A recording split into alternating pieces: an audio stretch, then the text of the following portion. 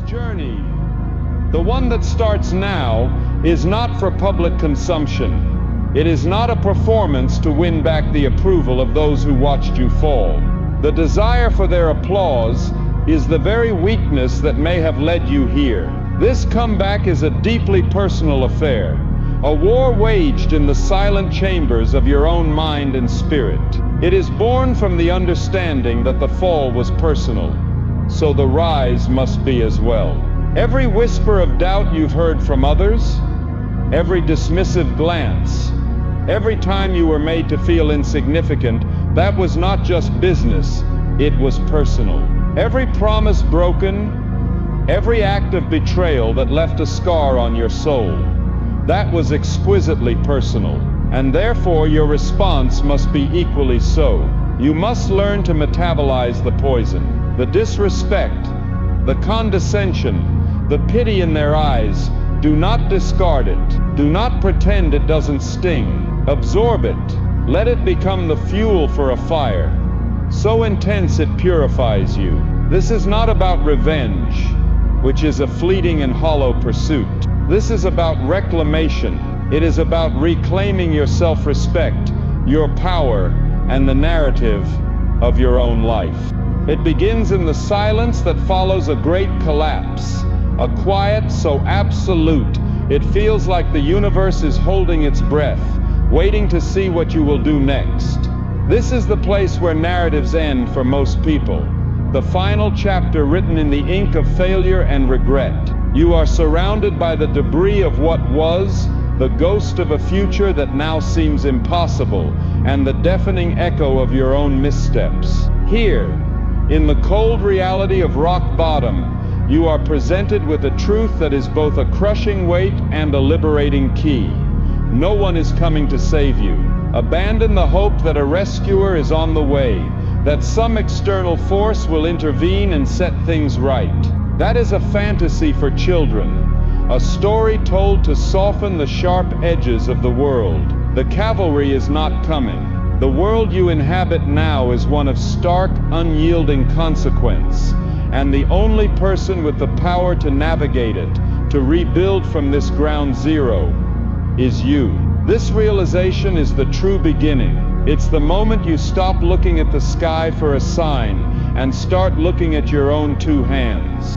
This journey, the one that starts now, is not for public consumption. It is not a performance to win back the approval of those who watched you fall. The desire for their applause is the very weakness that may have led you here. This comeback is a deeply personal affair, a war waged in the silent chambers of your own mind and spirit. It is born from the understanding that the fall was personal, so the rise must be as well. Every whisper of doubt you've heard from others, every dismissive glance, every time you were made to feel insignificant, that was not just business, it was personal. Every promise broken, every act of betrayal that left a scar on your soul, that was exquisitely personal, and therefore your response must be equally so. You must learn to metabolize the poison, the disrespect, the condescension, the pity in their eyes. Do not discard it. Do not pretend it doesn't sting. Absorb it. Let it become the fuel for a fire so intense it purifies you. This is not about revenge, which is a fleeting and hollow pursuit. This is about reclamation. It is about reclaiming your self-respect, your power, and the narrative of your own life. You must become an alchemist of your own pain. Every setback, every failure, every moment of gut-wrenching shame, these are not your anchors, they are your ingredients. Where others see an end, you must learn to see raw material.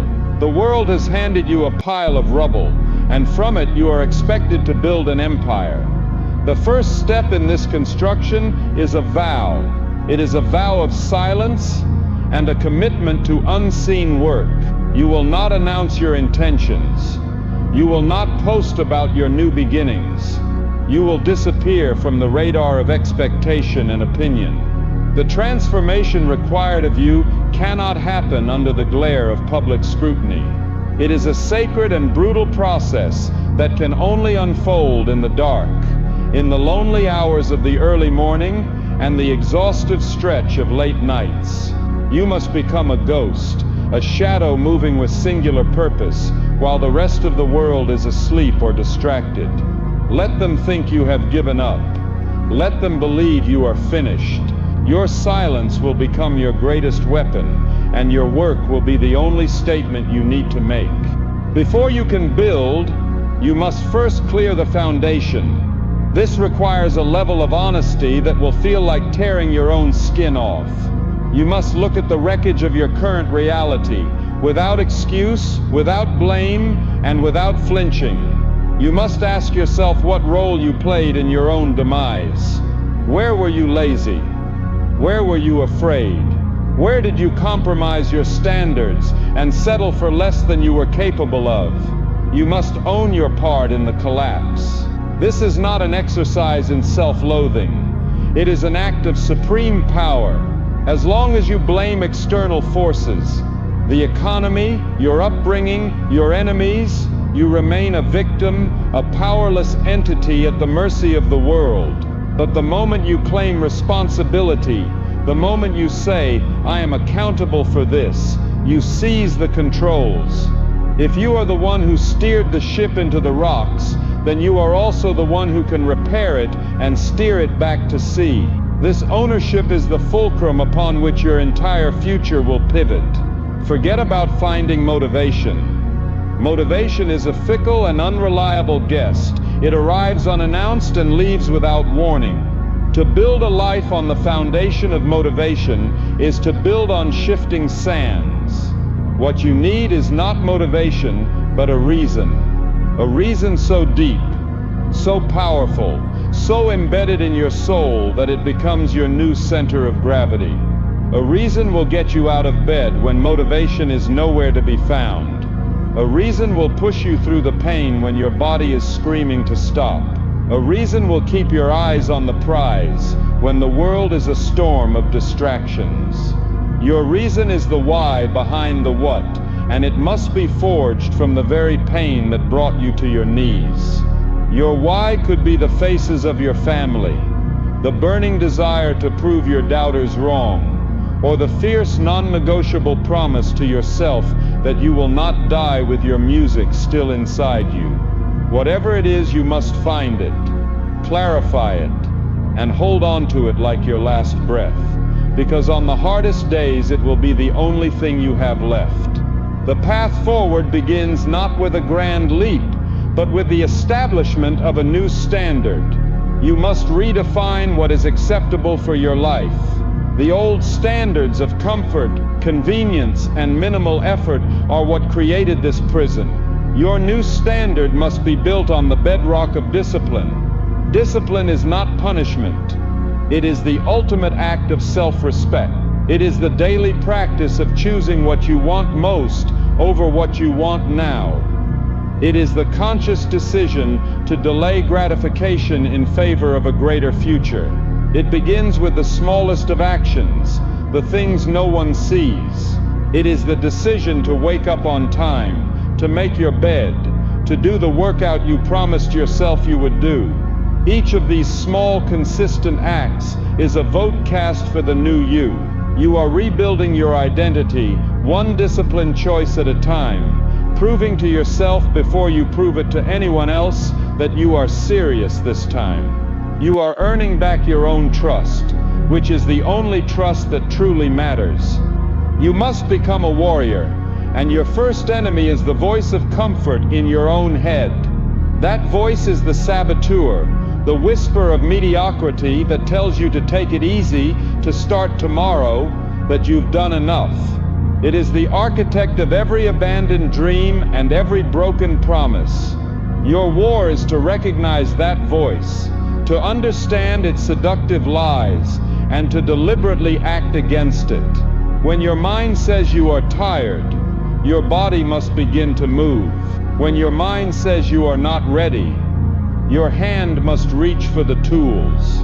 Action is the only thing that can silence this internal enemy. You cannot think your way to a better life. You must act your way there. The resistance you feel is not a sign to stop. It is a sign that you are pushing against the boundaries of your comfort zone, and that is the only place where growth is possible. Learn to find a perverse joy in that resistance, to smile when the work gets hard, because you know that is the moment you are truly changing. This new life requires a period of profound solitude. You must be willing to walk away from the crowd. The conversations, the priorities, and the habits of the people around you may be the very anchors holding you in the harbor of mediocrity. Your new mission will require a level of focus that is impossible to maintain amidst constant distraction and the low vibration energy of those who are content with settling. This loneliness will be a test. It will feel uncomfortable at first, a void where noise used to be. But in that void, you will finally be able to hear your own voice, to clarify your own thoughts, and to build an unshakable relationship with yourself. You must become your own source of validation, your own best counsel, and your own unwavering ally. The strength forged in solitude is the most resilient kind of strength, for it is not dependent on external praise or presence. It is yours and yours alone. Prepare yourself for the monotony of greatness. The world sells you a fantasy of overnight success, of dramatic breakthroughs, and highlight reel moments.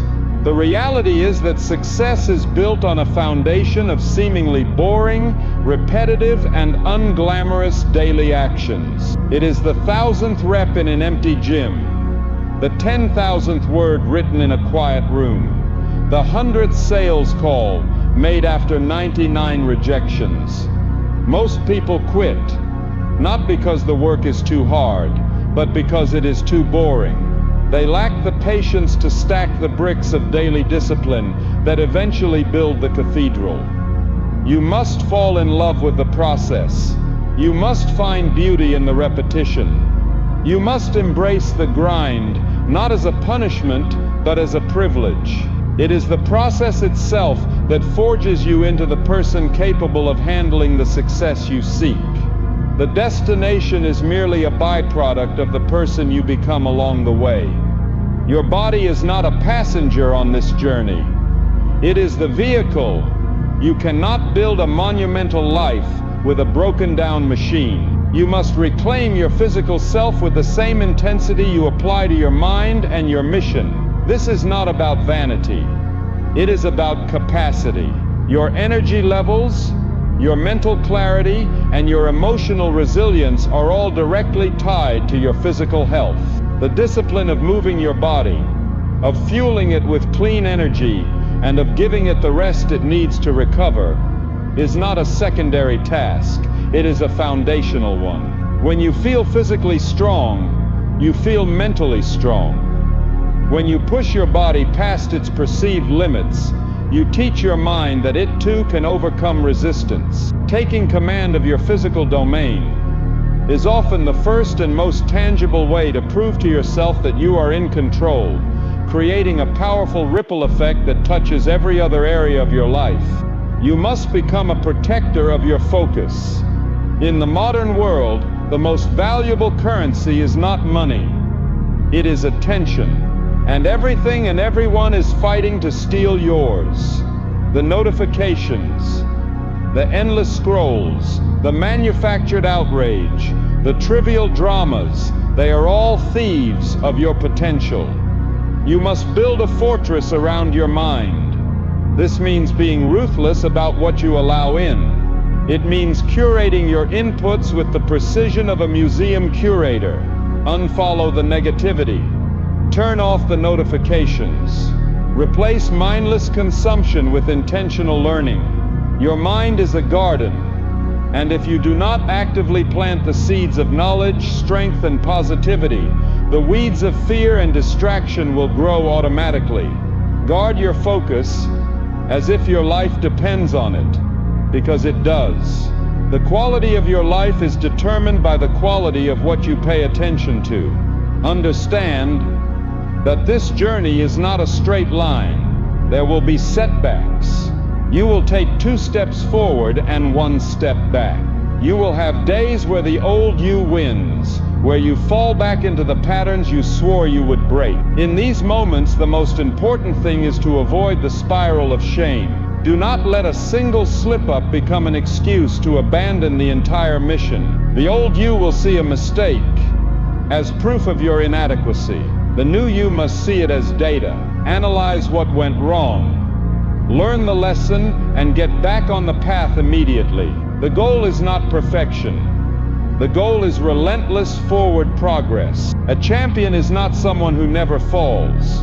A champion is someone who gets up one more time than everyone else. Your resilience is measured not by your ability to avoid failure, but by the speed of your recovery from it. You must redefine your relationship with pain. Society teaches us to avoid pain at all costs, to seek comfort, to numb any and all discomfort. This is the recipe for a weak and fragile life. You must learn to see pain not as an enemy, but as a signal. It is a messenger telling you where your limits are and therefore where your growth lies.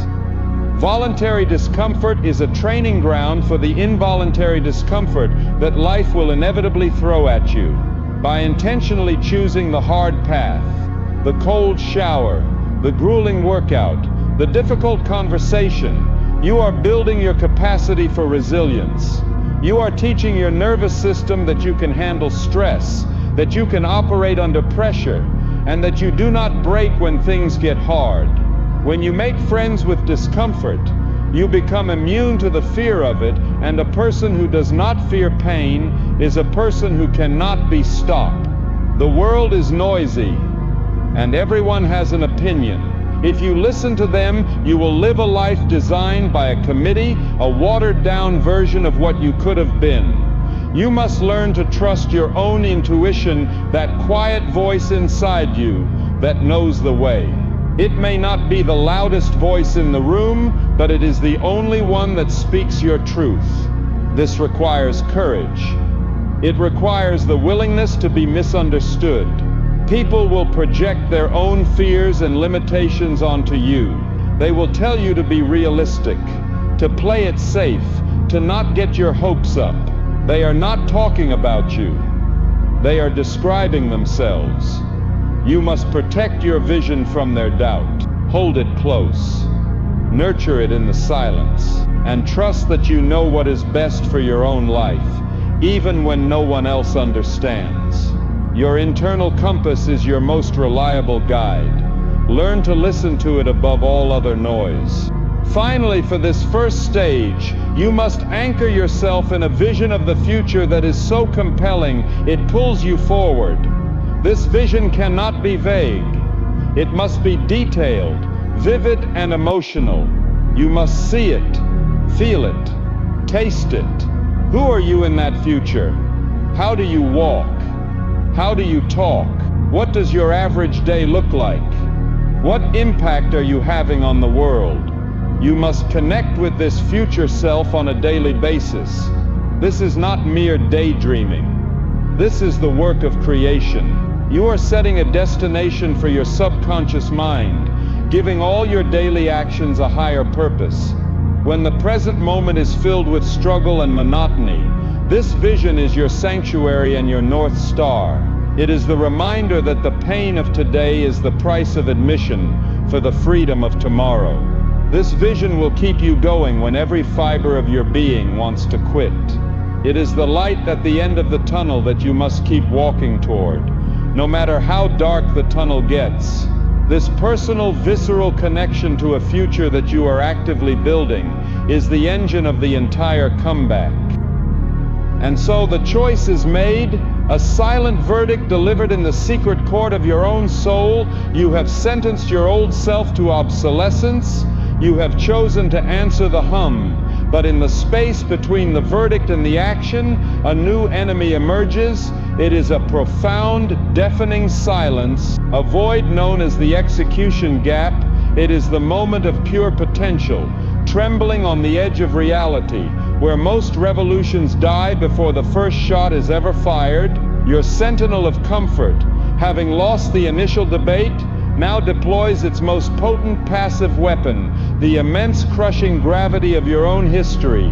This is inertia, but it is not merely a concept from a physics textbook. It is a living, breathing entity within you. Imagine it as a colossal beast, sleeping in the center of your being, its great weight having indented the very ground of your spirit. For years, you have tiptoed around it, fed it scraps of comfort, and been careful not to disturb its slumber. Every broken promise has been a lullaby, every act of procrastination a stroking of its back. And now you, with your newfound conviction, have decided you must move it. The sheer scale of the task is paralyzing. The thought alone is exhausting. And this is where the sentinel whispers its final, most cunning lie before the battle. The choice is made, and that is what matters. But the first move must be perfect. Let us plan it. Let us strategize. Let us find the perfect lever, the optimal angle. A flawless first action is the only thing worthy of this grand decision. And so you fall into the beautiful, intricate trap of analysis paralysis. You spend hours designing the perfect workout routine. Instead of doing a single push-up, you spend weeks outlining the perfect novel. Instead of writing a single clumsy sentence, you build a magnificent gilded cage for a future action that you never allow to take flight. This obsession with perfect preparation is not wisdom. It is fear, wearing a mask of prudence. It is the highest form of procrastination, because it feels productive, but it is a sterile productivity that bears no fruit. You must therefore reject it violently. You must embrace a new creed. Imperfect action is infinitely more valuable than perfect inaction. Your mission is not to choreograph a beautiful ballet of self-improvement. Your mission is to start a brawl, to be messy, to be awkward, to stumble forward. The goal is not elegance. The goal is movement. And the only way to guarantee movement is to shrink the battlefield to a size so small, so utterly insignificant, that the beast of inertia barely registers it. You must engage in a form of psychological guerrilla warfare against your own resistance. A grand frontal assault on a massive goal will be met with the full, overwhelming force of your fear and doubt. But a tiny, almost pathetic first step, this offers the sentinel no target. It is a move so negligible, it slips beneath the sentinel's radar. Your task is not to run the marathon. It is merely to take a single step out your front door and feel the air on your face. Your task is not to become a scholar. It is to open the book to the first page and read the first sentence, even if you don't fully understand it. Your task is not to become a Zen master. It is to close your eyes and take one single conscious breath. This is the principle of the first stone. Your entire sprawling, ambitious future must be forgotten. Your focus must contract from the scale of a universe to the scale of a single pebble in your hand. In your mind, you must see this stone. It is not a gleaming jewel of inspiration. It is a rough, jagged piece of reality. It is heavy with the condensed mass of every past failure. It is cold to the touch with the chilling whispers of your own doubt. To lift it seems impossible, but you are not trying to lift it with your old muscles, the atrophied muscles of inaction. You are to lift it with the raw, untried muscle of your new will. And as you command yourself to do it, as you strain and pour every ounce of your being into this one tiny physical act, and the stone finally lifts from the ground, something profound happens. It is a sacred ritual, a physical act that consecrates a spiritual decision. You have now generated your first piece of incontrovertible evidence. You can now walk into the courtroom of your self-doubt, where the sentinel is the prosecutor, and you can place this stone before the judge. You can say, "You claimed it was impossible. You claimed I was too weak. Here is the proof that you are a liar. This stone is a fact in a world of feelings. It is an action in a world of thoughts. It is real, and its reality sends a seismic shockwave through your entire nervous system. This is not just poetry, it is neurology. The moment that action is completed, a new electrical signal fires in the dense, tangled jungle of your brain, where before there was only thick undergrowth and the well-worn paths of your old habits. A new tiny trail has been blazed, a flicker of light in the darkness. It is the birth of a new neural pathway. It is weak. It is fragile. It can easily be overgrown if not used again. But it exists, and your brain, an organ designed for efficiency, recognizes this new path, and it releases a microscopic reward, a chemical signal that is the biological equivalent of applause, a drop of dopamine that says that was successful, the energy was well spent. Remember this path. You have literally begun to remap your own mind, not with affirmations or wishful thinking, but with the raw, undeniable force of physical action. The victory you feel in this moment is not the loud, bombastic fanfare of a stadium. It is a deep, resonant internal quiet. The roaring noise of your own internal conflict subsides. For just a moment, the hum of the debt has not vanished, but its frequency has changed. It is no longer a hum of longing, but a hum of resonance. It is the feeling of aligning. For the first time, with your own deepest intention, you have kept a promise to yourself, and this act begins to seal the cracks in your own self-respect. But this first stone, as monumental as it is now in a perilous position. It sits alone, vulnerable, an anomaly in the vast landscape of your old habits. The beast of inertia, now slightly disturbed, will simply roll back over it if you are not vigilant.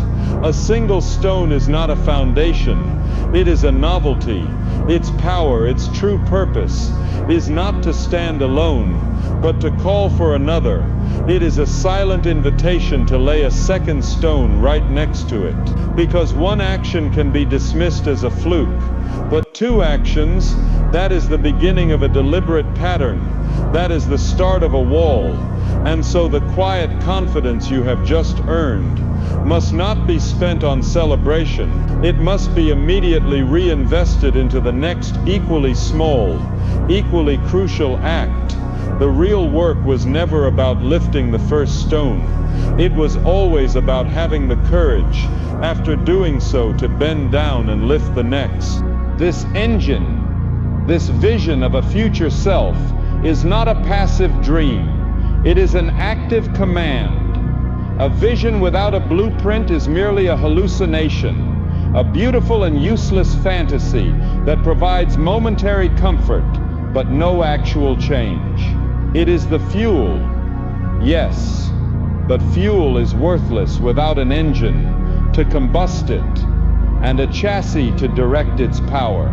Now that you have found your why, you must architect the how. This is the phase that separates the dreamers from the doers. It is the period of cold, calculated, and often brutal strategy that must precede any significant action. You cannot simply will yourself to a new life. You must build it, and building requires a plan. This is where you trade the raw emotion of your rock-bottom moment for the dispassionate focus of an engineer. You must look at your life not as a tragic story, but as a complex system with inputs, outputs, and leverage points. Your task is to deconstruct this system, identify its flaws, and redesign it from the ground up with the sole purpose of serving your vision. The first step in this architectural phase is to conduct a ruthless and comprehensive audit of your entire existence. This is not a time for kindness or for protecting your own ego. It is a time for the kind of radical honesty that feels like a betrayal of your former self. You must take inventory of every asset and every liability in your life. Start with your skills. What are you truly good at? And what are the critical skills required to achieve your vision that you currently lack? Be specific.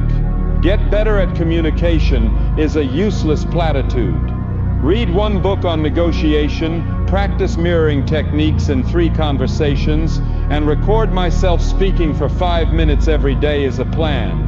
You must identify the gap between the person you are and the person you need to become, and then create a deliberate curriculum for yourself to bridge that gap. This is your personal training program, and you are both the failing student and the demanding master. Next, you must audit your habits. Your habits are the invisible architecture of your daily life, the automatic scripts that run in the background and produce the results you are currently getting. You must drag every one of them into the light and examine it without mercy.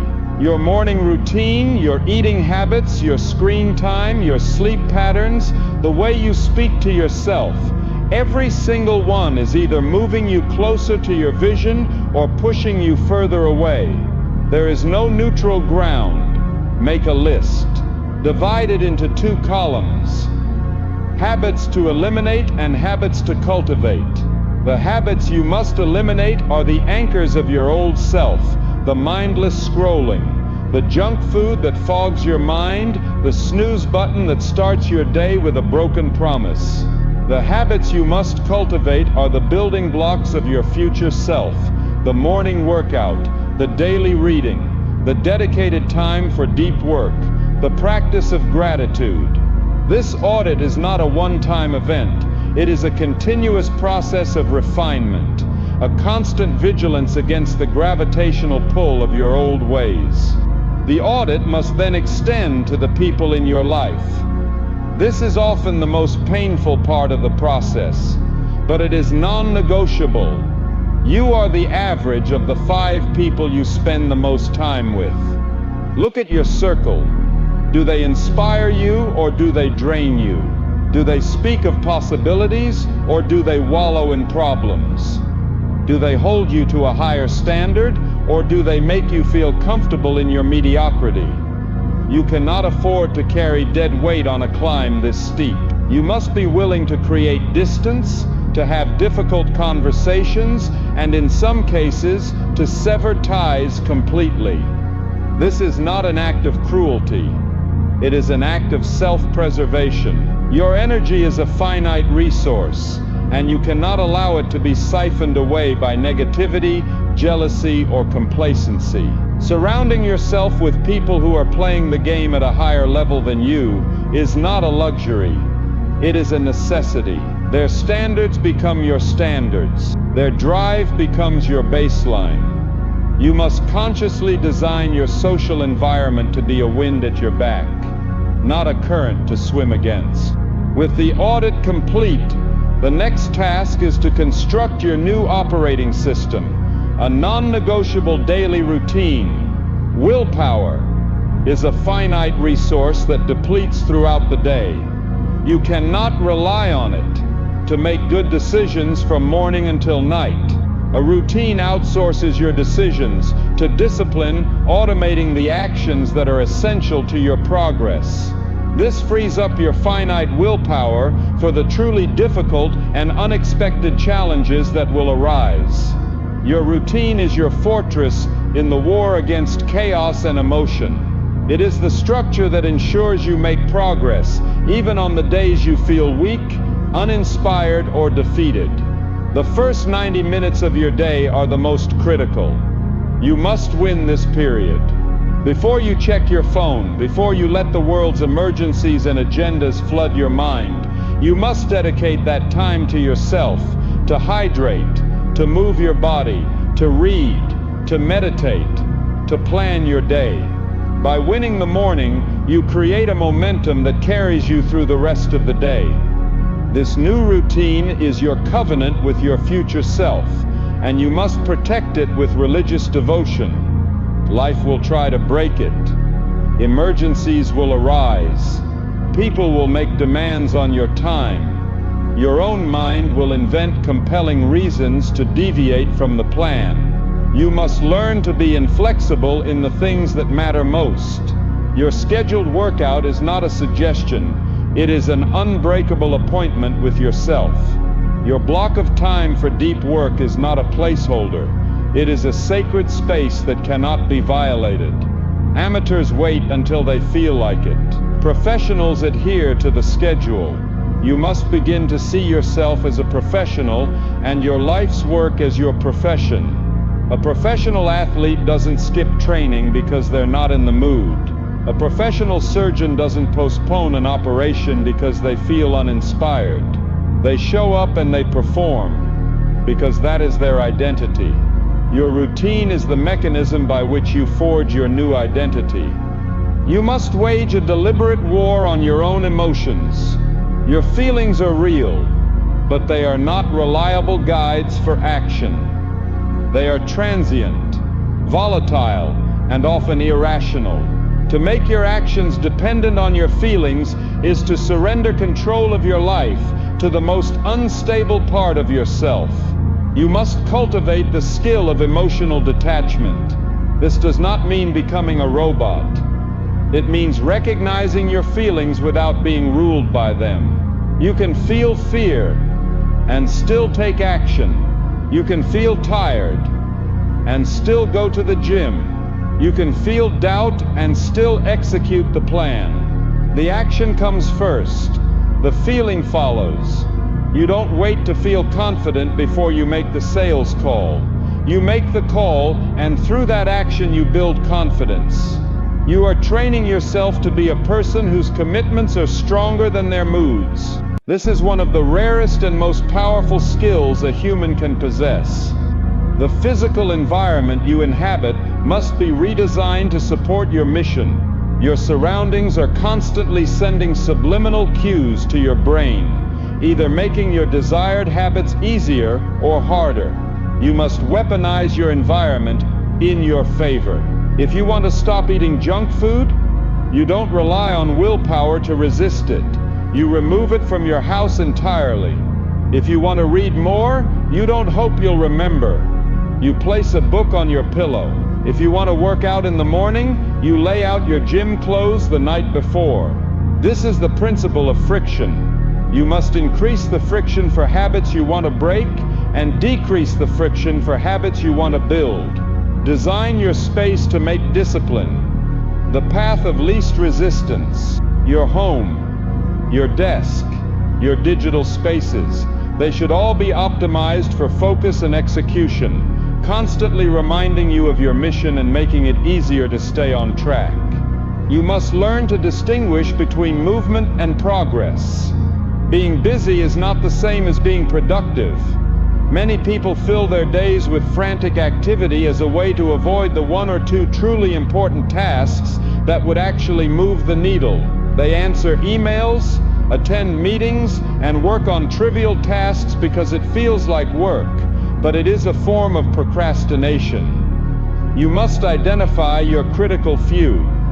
What are the 2 Midas 3 activities that, if done with relentless consistency, will generate 80% of your desired results? These are your priority. These are the tasks you must schedule into your day and protect with ferocity. Everything else is secondary. The art of success is not about doing more things, but about doing the right things with more focus and consistency. You must have the clarity to identify what truly matters and the courage to ignore what doesn't. This entire architectural phase is built on a single powerful concept: intention. You are moving from a life lived by default to a life lived by design. No more drifting. No more hoping. No more letting the day happen to you. From now on, every action is deliberate. Every hour has a purpose. Every decision is weighed against your ultimate vision. This level of intentionality will feel foreign and difficult at first. It requires a significant amount of mental energy, but like any muscle, it grows stronger with use. The more you practice living with intention, the more natural it becomes, until you can no longer imagine living any other way. You become the conscious creator of your reality, not a passive observer of it. Embrace the concept of identity-based habits. Instead of focusing on what you want to achieve, a goal, focus on who you want to become, an identity. Instead of saying, "I want to run a marathon," say, "I am a runner." Instead of "I want to write a book," say, "I am a writer." Every time you perform an action that aligns with that new identity, you are casting a vote for it. When you choose to run even when it's raining, you are reinforcing your identity as a runner. When you write 500 words, even when you're uninspired, you are reinforcing your identity as a writer. The goal is not just to get a result. The goal is to become the type of person who gets those results. This shifts the focus from a temporary outcome to a permanent change in who you are. The results will then follow as a natural byproduct of your new identity. You must also prepare for the inevitable plateau. After an initial period of progress, there will come a time when your results seem to stagnate. You will be putting in the same amount of effort, but the visible progress will slow down or stop completely. This is the point where most people quit. They mistake the plateau for the end of the road. It is not. The plateau is a necessary part of the mastery process. It is the period where your skills are consolidating, where your efforts are building a new, higher foundation from which your next leap forward will occur. You must learn to trust the process even when you can't see the results. You must continue to show up, to do the reps, to stick to the routine, with the faith that the work you are doing in the dark will eventually be revealed in the light. The ability to persist through the plateau is what separates the great from the good. Part of your new architecture must include a system for tracking your progress. What gets measured gets managed. You cannot rely on feelings or memory to gauge your improvement. You need cold, hard data. Whether it's tracking your workouts in a logbook, monitoring your work hours with an app, or journaling your thoughts and moods, you need objective feedback. This data serves two purposes. First, it keeps you honest. The numbers don't lie. They will show you where you are truly being consistent and where you are falling short. Second, on the days when you feel like you're making no progress, your data can be a powerful source of motivation. You can look back at where you were a week, a month, or a year ago and see the undeniable proof of how far you have come. This creates a positive feedback loop that fuels your continued effort. Finally, you must understand that this blueprint you are creating is not meant to be a prison. It is a scaffold.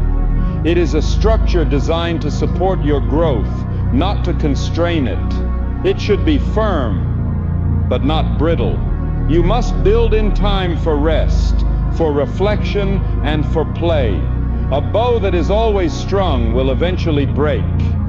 Your periods of intense focus must be balanced with periods of deliberate recovery. This is not laziness, it is a strategic component of peak performance. Rest is when your body repairs itself, when your mind consolidates learning, and when your creative insights emerge. You must schedule your recovery with the same seriousness as you schedule your work. By building this balance into your architecture from the beginning, you create a system that is not only effective but also sustainable for the long, arduous journey ahead. The plans are drawn. The tools are laid out. The materials have been audited and sorted. Now you must begin the agonizing, glorious work of the first cut. The first stone is set. Its weight is still in your hand. Its rough texture still a memory on your fingertips, and in the profound quiet that follows this first act of defiance, a new sensation blooms, the solid, grounding feeling of a single promise kept. A quiet confidence begins to flow into the spaces where doubt once lived. Be warned, this feeling, as pure as it is the bait for the sentinel's most insidious trap. Having failed to stop you with the brute force of inertia and the sophisticated lie of over-planning, it now changes its strategy entirely. It will not attack you. It will join you. It will sidle up beside you, put its arm around you, and whisper in a tone of congratulation, "You did it. I knew you could." What an incredible accomplishment. Now let us admire this stone. Let us honor this moment. You have earned a rest, a celebration. The second stone can wait for tomorrow, for this victory deserves to be savored. This is the siren song of satisfaction, the sweet, warm current of complacency that has pulled countless voyages of transformation onto the rocks of a single celebrated success. It convinces you to mistake a moment for momentum, to frame an event as a new identity. It is a lethal lie, because it feels so good to believe. But one action is not a habit. It is an anomaly. It is a rebellion. And a rebellion, no matter how glorious, is ultimately futile unless it becomes a revolution. And a revolution must become a new form of government. The first stone was your act of rebellion. The second stone is your act of government. It is the establishment of a new law. Think of it this way. One point in space is merely a location, but 2 points create a line. They create a vector, a direction, a purpose. The first stone could have been an accident, a fluke of inspiration, but the second stone, placed deliberately beside the first, is a statement of intent. It is the undeniable beginning of a pattern.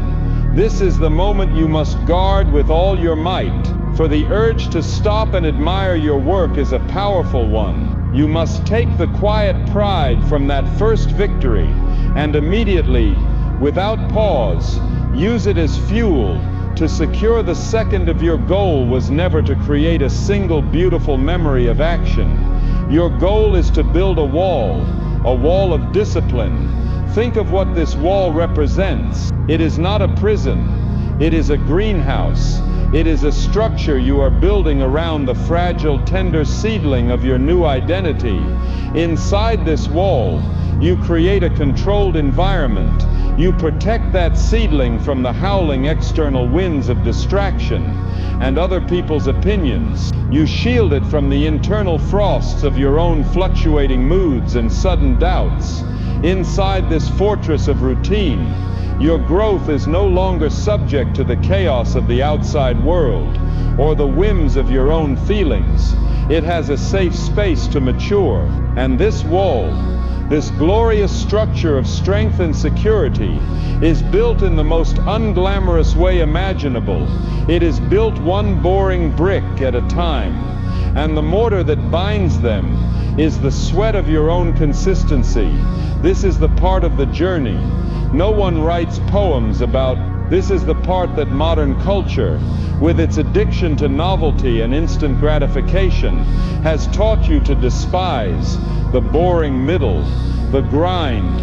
We celebrate beginnings and we celebrate endings, but we have contempt for the long, arduous, repetitive process in between. But here is a truth you must absorb into your very marrow.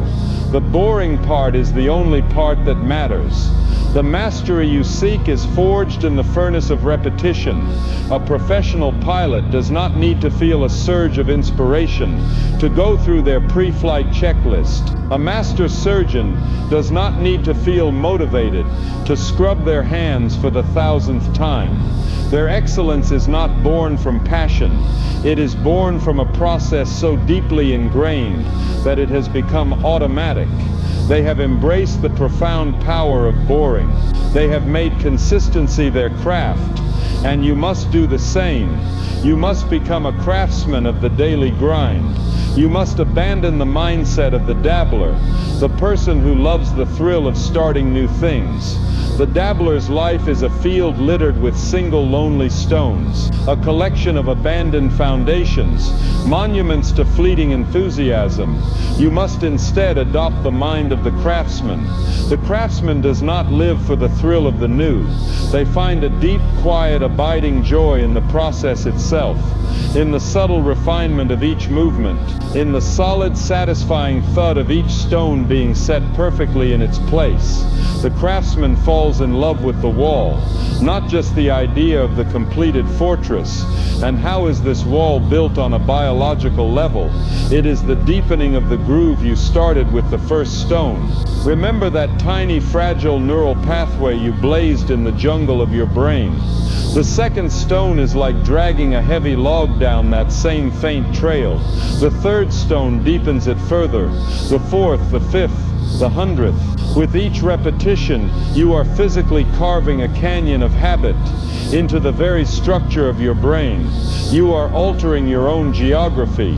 Eventually, the groove becomes so deep, so smooth, that the water of your intention flows down it automatically. The path of discipline becomes the path of least resistance, and your willpower, which you once thought had to be an infinite resource for pushing the boulder uphill, is now only needed to give a gentle nudge to a boulder that is already rolling downhill. You are not just working on your goals, you are rewiring your very being. You are automating your own success, so your work now becomes brutally simple and clear. Ignore the finished wall.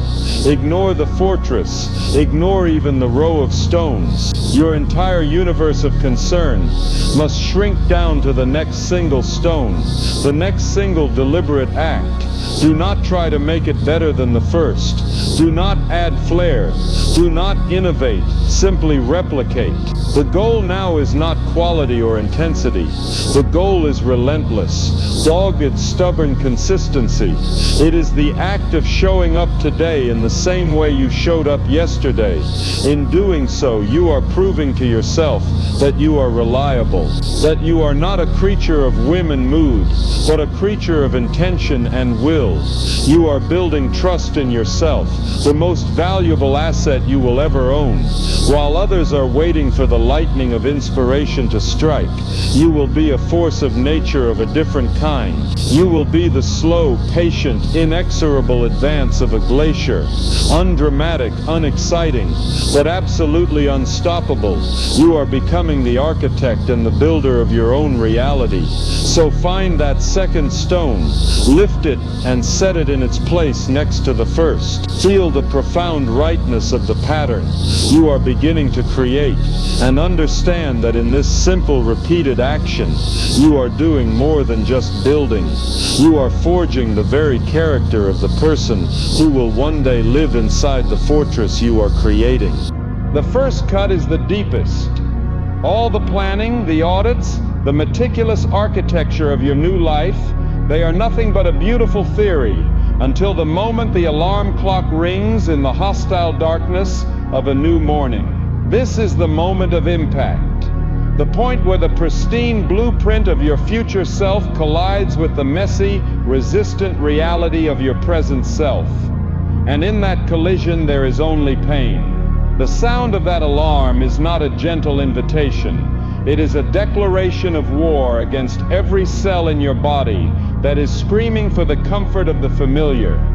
It is the first test, and it is the one you will face every single day. The desire to hit the snooze button is not mere laziness. It is the dying gasp of your old identity, a desperate primal urge to pull back into the warm, numbing embrace of mediocrity. Resisting it is your first victory, a small but profound act of defiance that sets the tone for the entire day. This initial phase is a shock to the system, a deliberate and violent disruption of your homeostasis. Your body will rebel. The first workout, after a long period of inactivity, will feel like a punishment, a symphony of aching muscles and burning lungs. Your mind will rebel. The first hour of focused work after months of distraction will feel like a form of mental torture, a frantic, desperate search for the next dopamine hit of a notification or a new tab. This is the friction of change. It is supposed to hurt. The pain is not a sign that you are doing something wrong. It is the undeniable proof that you are finally doing something right. It is the feeling of dormant muscles tearing so they can rebuild stronger. It is the sensation of atrophied neural pathways firing and forging new connections. You are physically and mentally rewiring yourself, and the process is as uncomfortable as any surgery. You must learn to embrace what is commonly known as the suck. You must run towards it, not away from it. This period of intense discomfort is a crucible, and its purpose is to burn away your weakness. Most people flee from this feeling. The moment things get hard, the moment it stops being fun and starts feeling like a grind, they retreat to their comfort zones. This is why the world is full of unfinished projects and unrealized potential. Your ability to endure this initial period of suffering, to stay in the fire when every instinct is telling you to escape, is the single greatest predictor of your future success. You must develop a new relationship with this discomfort. Instead of seeing it as a signal to stop, you must learn to interpret it as a signal that you are growing. You must start to crave the burn, to welcome the ache, to find a grim satisfaction in the struggle, knowing that each moment of pain is a chisel, chipping away the soft marble of your old self to reveal the warrior within. Your mind will become your greatest adversary during this time. It will deploy a sophisticated arsenal of excuses, justifications, and seductive bargains to lure you off the path. It will whisper, "You've been working so hard, you deserve a break." It will rationalize, "One missed day won't make a difference in the long run." It will bargain, "I'll just skip today and work twice as hard tomorrow." These are the lies of a dying regime. It is the voice of your weaker self attempting to negotiate the terms of its surrender. You must give it no quarter. There can be no negotiation. Your new routine, your new standard, is non-negotiable. The moment you begin to entertain these arguments is the moment you begin to lose. You must treat this internal voice with the contempt it deserves, recognizing it not as a part of you, but as a saboteur, trying to burn your future to the ground. Your response must be swift, decisive, and demonstrated through immediate action in the opposite direction of what the voice suggests. This is a period of brute force and attrition. You cannot be elegant. You cannot be clever. You must simply outlast your own weakness. The goal is to get through the day, to execute the plan, to tick the boxes on your new routine, regardless of how you feel. You are not aiming for perfection. You are aiming for consistency. The quality of your work may suffer initially.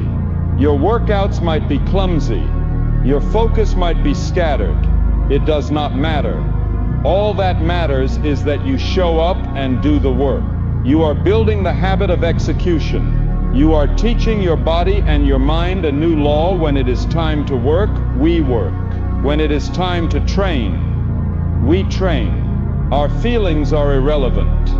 The power of this approach cannot be overstated. By focusing on the discipline of showing up, you are laying a foundation of consistency upon which all future quality and skill will be built. You are proving to yourself that you are the kind of person who does what they say they are going to do, and this creates a powerful feedback loop of self-respect and belief. During this phase, you must fiercely protect your newfound momentum. Momentum is a fragile thing, built slowly and lost quickly. Every time you adhere to your new routine, you add a small amount of energy to the flywheel. Every time you give in to an old habit, you apply a brake. Your entire focus should be on keeping the flywheel spinning, no matter how slowly at first. This means you must be hyper-aware of the triggers that lead you back to your old behaviors.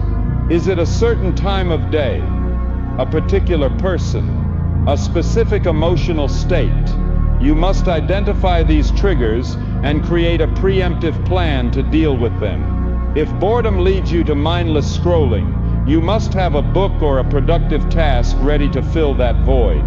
If stress leads you to junk food, You must develop a new, healthier coping mechanism, like a walk or deep breathing exercises. You are not just building new habits. You are actively dismantling the machinery of your old ones. You will feel an intense sense of isolation. As you begin to change, you will no longer fit into your old life. The conversations that once entertained you will now seem trivial. The activities that once brought you pleasure will now feel like a waste of time. This can be a lonely and disorienting experience. You may feel like a stranger in your own life. This is a sign of progress. You are outgrowing your environment. It is a necessary, albeit painful, part of the evolutionary process. You must resist the temptation to shrink yourself back down to fit in.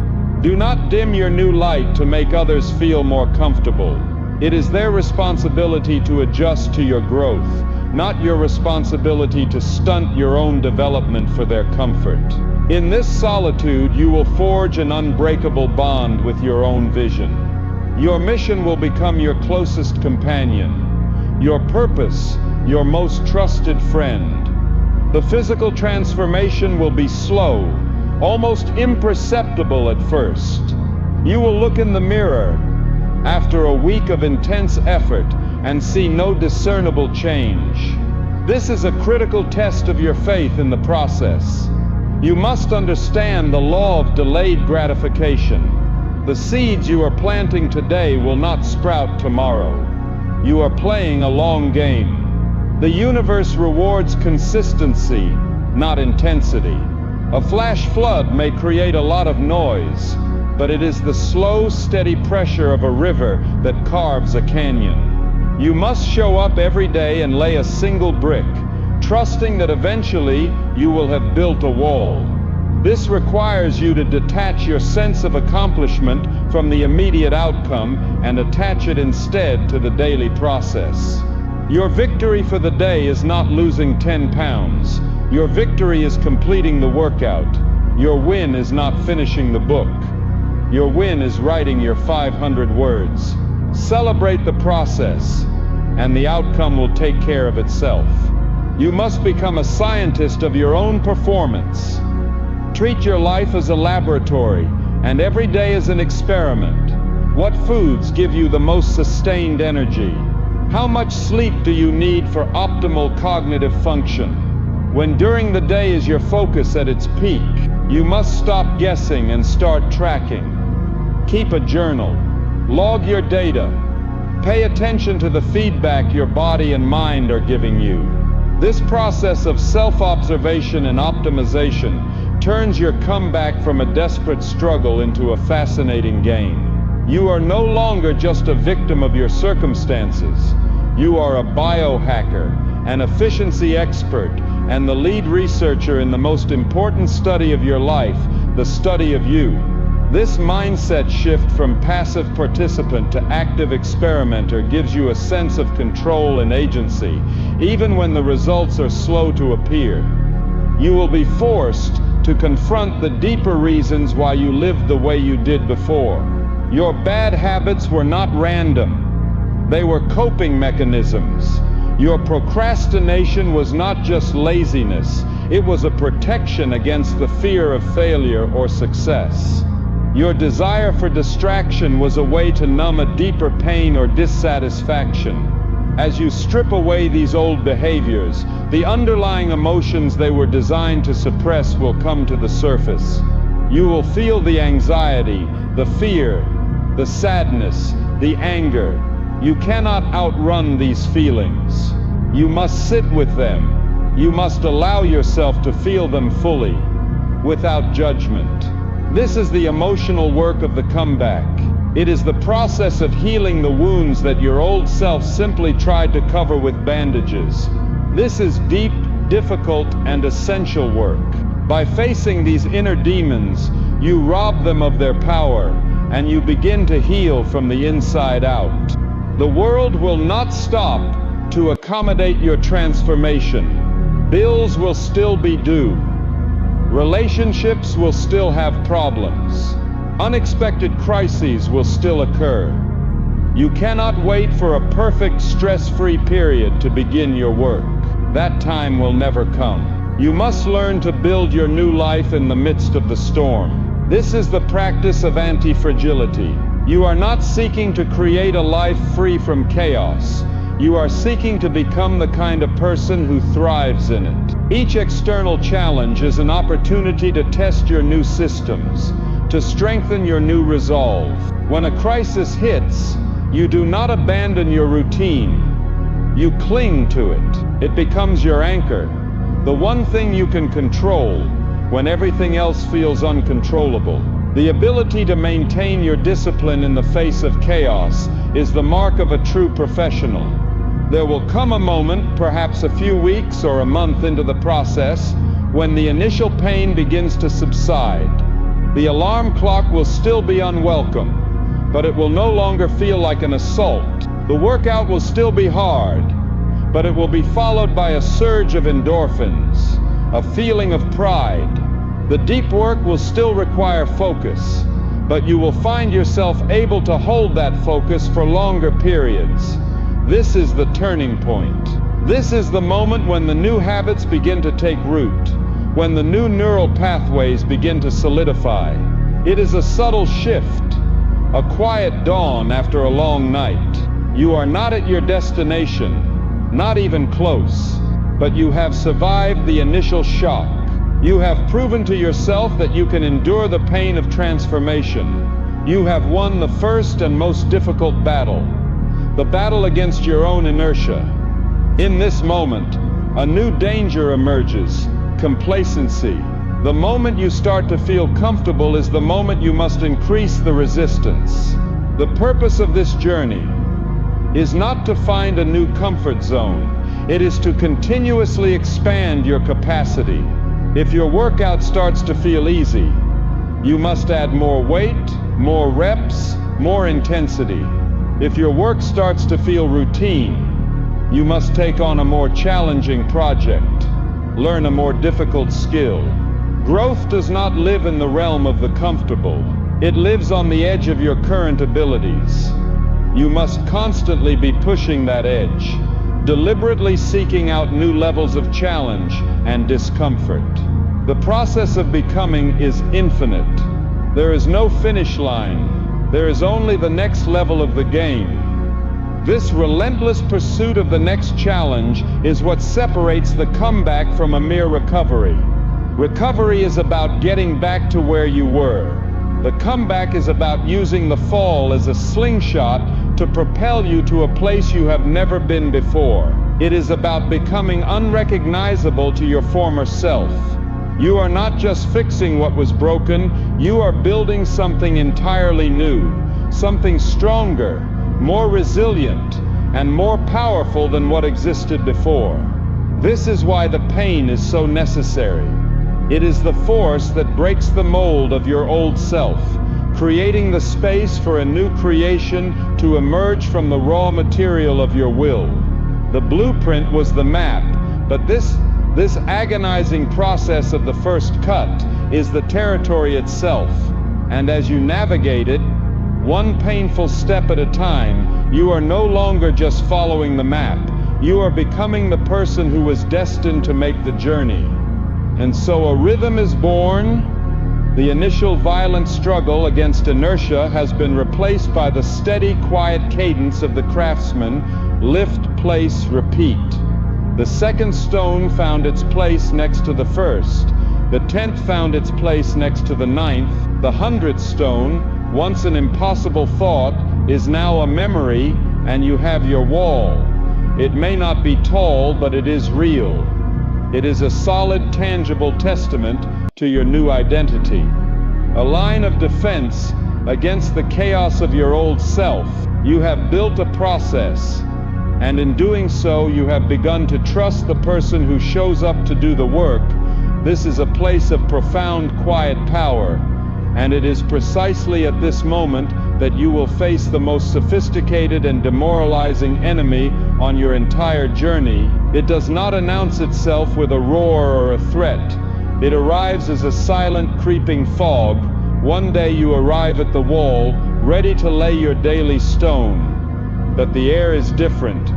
It is thick and gray and disorienting. You can still feel the weight of the stone in your hand. You can still hear the satisfying scrape and thud as you set it in its place. The work continues. Your effort has not diminished.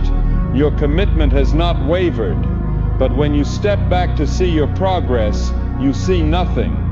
The fog is so dense that it shrouds the top of your wall. You can no longer tell if it is getting any higher. Yesterday you laid a stone, and the wall grew today. You laid a stone, and the wall is lost in the mist. Welcome to the plateau. This is the great barren desert of every meaningful journey. It is the place where effort and results become decoupled, where the direct, satisfying link between your action and your progress is mysteriously severed. And it is the place where most people quit, not because the work becomes harder, but because the reward of visible progress vanishes. The silence of the fog is the perfect breeding ground for the sentinel's resurgence.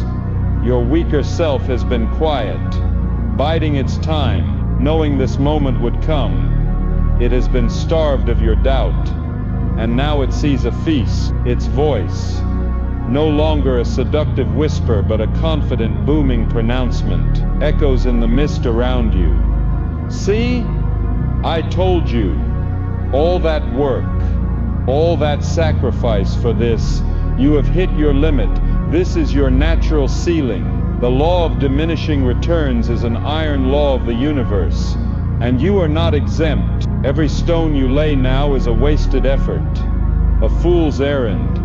You are just throwing your precious energy into a void. Look around. Others who started with you are either far ahead or have wisely given up. It's time to be realistic. It's time to stop this charade and accept your limitations. This is the grand deception of stagnation. The feeling that you are standing still, that your wheels are spinning uselessly in the mud. But the feeling is a lie. The plateau is not a sign of stagnation. It is a sign of consolidation. This is where the most crucial, deep and invisible work is being done. Imagine a bamboo tree. For years, you can water it and see no growth above the ground. It appears that your effort is pointless, but beneath the surface, it is furiously building a complex and powerful root system. It is preparing. And then when the foundation is ready, it shoots up dozens of feet in a matter of weeks. The plateau is your time in the soil. It is the period where your body and mind are adapting to the new stress you've placed upon them. They are reinforcing the gains you've already made, hardening the foundation, thickening the wall at its base before it can grow any higher. Your progress has not stopped. It has simply gone underground. But this is a difficult truth to hold on to when you are lost in the fog. And this is why the plateau is the ultimate test. It is not a test of your strength, your skill, or your intelligence. It is a test of your faith, not a blind, hopeful faith, but a rugged, calloused, evidence-based faith in the process you have already built. It is the commitment to continue laying stones in the fog, with no guarantee of when or if you will ever see the sun again. It is the act of honoring the grind itself. Even when the grind yields no visible bounty, you must become the farmer who tends to their crops during a long drought, trusting that the principles of agriculture are sound, trusting that the rain will eventually come. Your job is not to make it rain. Your job is to be ready when it does. So how do you navigate this disorienting landscape? You cannot fight the fog directly, but you can arm yourself with new tools. Your first weapon is the microscope. Since the macro view of your progress is obscured, you must shift your focus entirely to the micro view. You must forget about the height of the wall and become obsessed with the perfection of your process. Ask yourself, did I lay today's stone with the most perfect form possible? Did I show up to the task at the exact moment I promised myself I would? Did I give my full, undivided attention to this single act? You begin to celebrate the purity of the execution. not the outcome. The victory is no longer the wall is higher. The victory is I did the work flawlessly today. This shifts your source of validation from the external to the internal, making you immune to the fog. Your second weapon is the variable. Sometimes, the plateau is a signal that your system has adapted so completely to a certain stress that it no longer needs to grow. Your body and mind have become too efficient at the task. This is when you must introduce intelligent variation. This is not quitting. This is adjusting. It is the craftsman realizing that to build higher, they may need a slightly different kind of stone, or a stronger mix of mortar. If you are a runner, you might introduce sprints instead of just distance. If you are a writer, you might try a new genre, or a different point of view. You are deliberately introducing a new unfamiliar stress to shock your system out of its comfortable efficiency and force a new powerful adaptation. Your third and most important weapon is the compass. When you are lost in a featureless fog, you need an unshakable point of reference to navigate by. This is your why. This is the moment you must silence the noise and reconnect with the raw emotional reason you started building this wall in the first place. Was it the pain of your past? Was it a burning desire for a better future for your family? Was it the quiet hum of your own untapped potential? You must revisit that origin story. Make it vivid again. Your purpose is the true north that does not move. No matter how thick the fog, it is the anchor that holds you steady when the waves of doubt threaten to pull you away. And if you continue to lay your stones, if you focus on your process, introduce smart variables, and hold fast to your why, something remarkable will happen. The plateau does not last forever for those who persist. One day the fog will begin to thin. Not all at once, but in patches. And through a break in the mist, you will catch a glimpse of the top of your wall. And your heart will stop, because it is 10 feet higher than you remembered. The growth that was happening invisibly, underground, has suddenly burst forth into reality. The breakthrough is here, and this victory is the sweetest of all, because it was not won by strength, but by faith. It was earned in the dark, and as the fog clears completely, you see your new wall, stronger and taller than you had imagined. But you also see something else from this new higher vantage point. You can see a new landscape beyond. New challenges, higher mountains, more formidable obstacles, and you realize the purpose of the plateau was not just to make you stronger. It was to prepare you for what comes next. The fog has lifted, and from the new, hard-won summit of your wall, the world looks different. The air is cleaner here, sharper. The victory is real, a solid foundation beneath your feet, and for a moment, you are allowed to feel the sun on your face. But with this new altitude comes a new, terrifying clarity. The victory you just achieved was not the end of the war. It was merely the end of a single battle, a battle that has earned you entry into a much larger, more demanding campaign. From this vantage point, you see the landscape of your life laid out before you. And for the first time, you see the two paths with unflinching honesty. One path, wide and well-trodden, meanders gently back down into the warm, familiar, hazy valleys of your former life. The life of comfort, of casual effort, of good intentions. It calls to you with the promise of ease. And then there is the other path. It does not meander. It cuts straight up the face of a mountain you hadn't even noticed before. It is steep. It is narrow. It is shrouded in shadow, and you can see loose rocks on the trail ahead. And at this moment you are faced with the most profound choice yet. Do you declare victory, retreat to the comfort of your newly fortified position, and live out your days as the king of the hill you have already conquered? Or do you take a deep breath, turn your back on the valley, and face the mountain? To choose the mountain is to accept a fundamental non-negotiable truth. The next level of the journey will not be fueled by the same currency as the last. The last journey was paid for with action and consistency. The next will be paid for with sacrifice. This is the great uncomfortable secret of all meaningful achievement. It is not about what you are willing to add to your life, but what you are willing to subtract from it.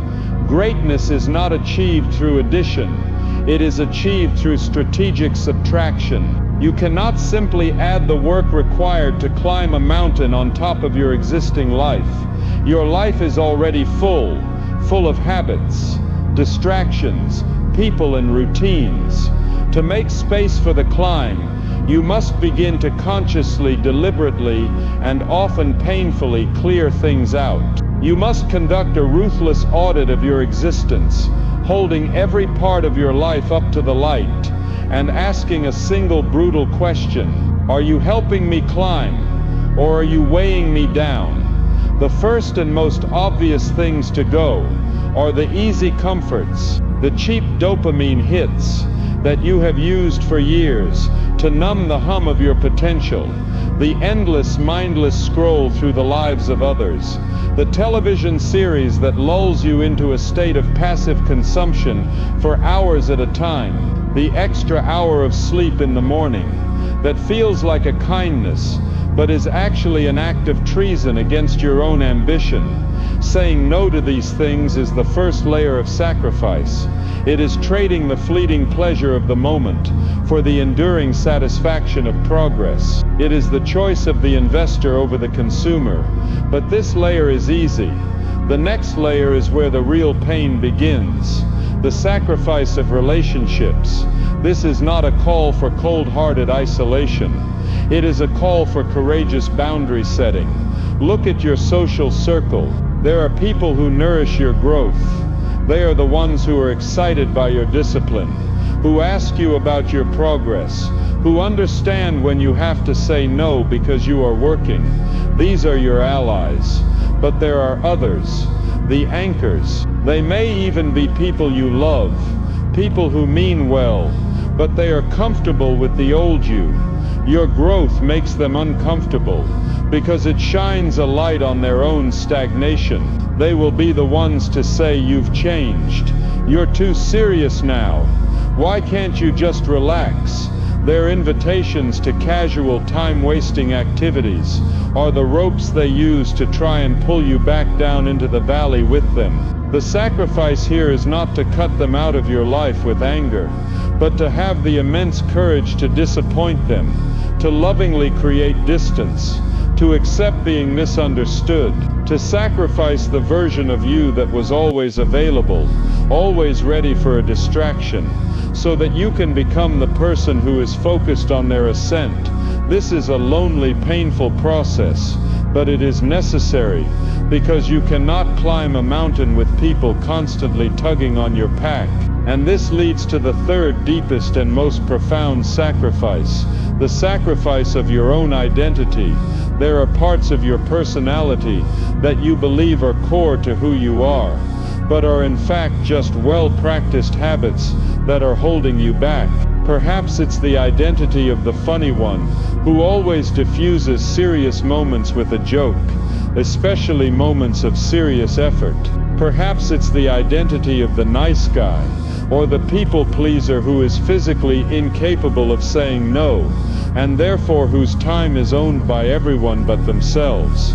Perhaps it's the identity of the realist, who is actually just a pessimist that has given up on big goals. To climb this new mountain, you must be willing to let these identities die.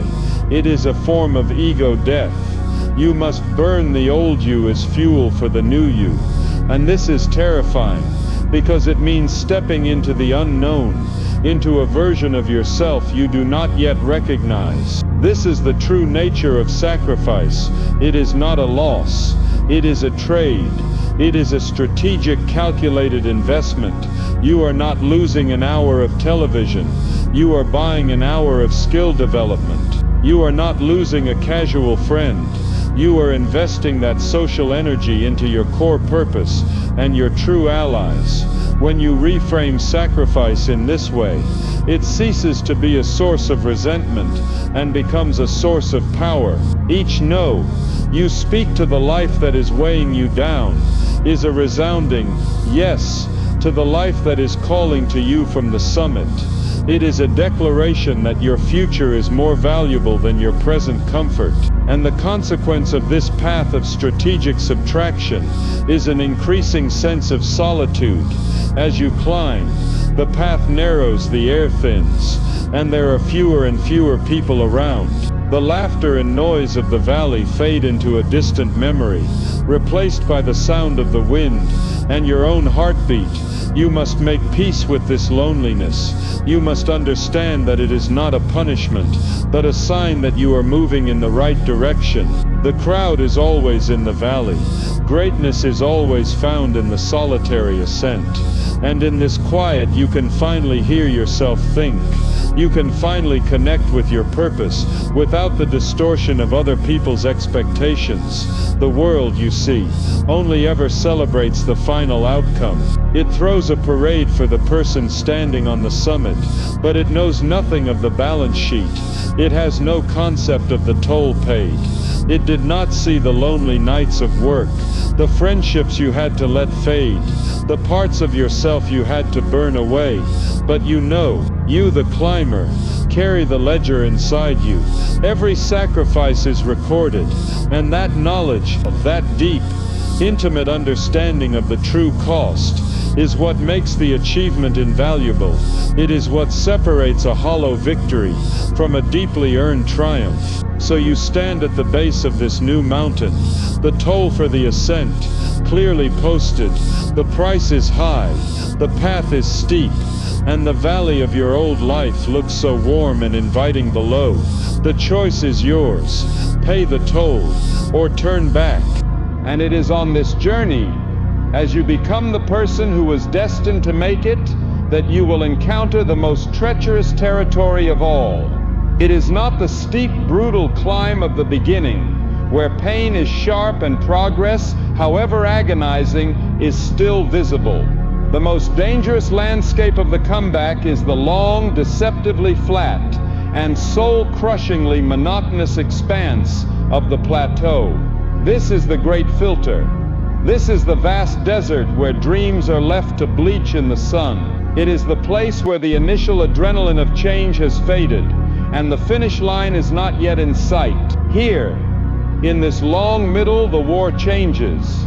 It is no longer a violent, overt battle against your old self. It becomes a quiet, psychological war of attrition against despair. This is where your true character will be revealed. Not in the dramatic sprint of the start, but in the relentless, unglamorous marathon of showing up when it feels like nothing is changing. The world is filled with people who started. It is a rare few who have what it takes to endure this middle passage. The plateau is a masterful deceiver. Its primary weapon is the illusion of stagnation. You are still doing the work. You are still adhering to the routine. You are still making the sacrifices.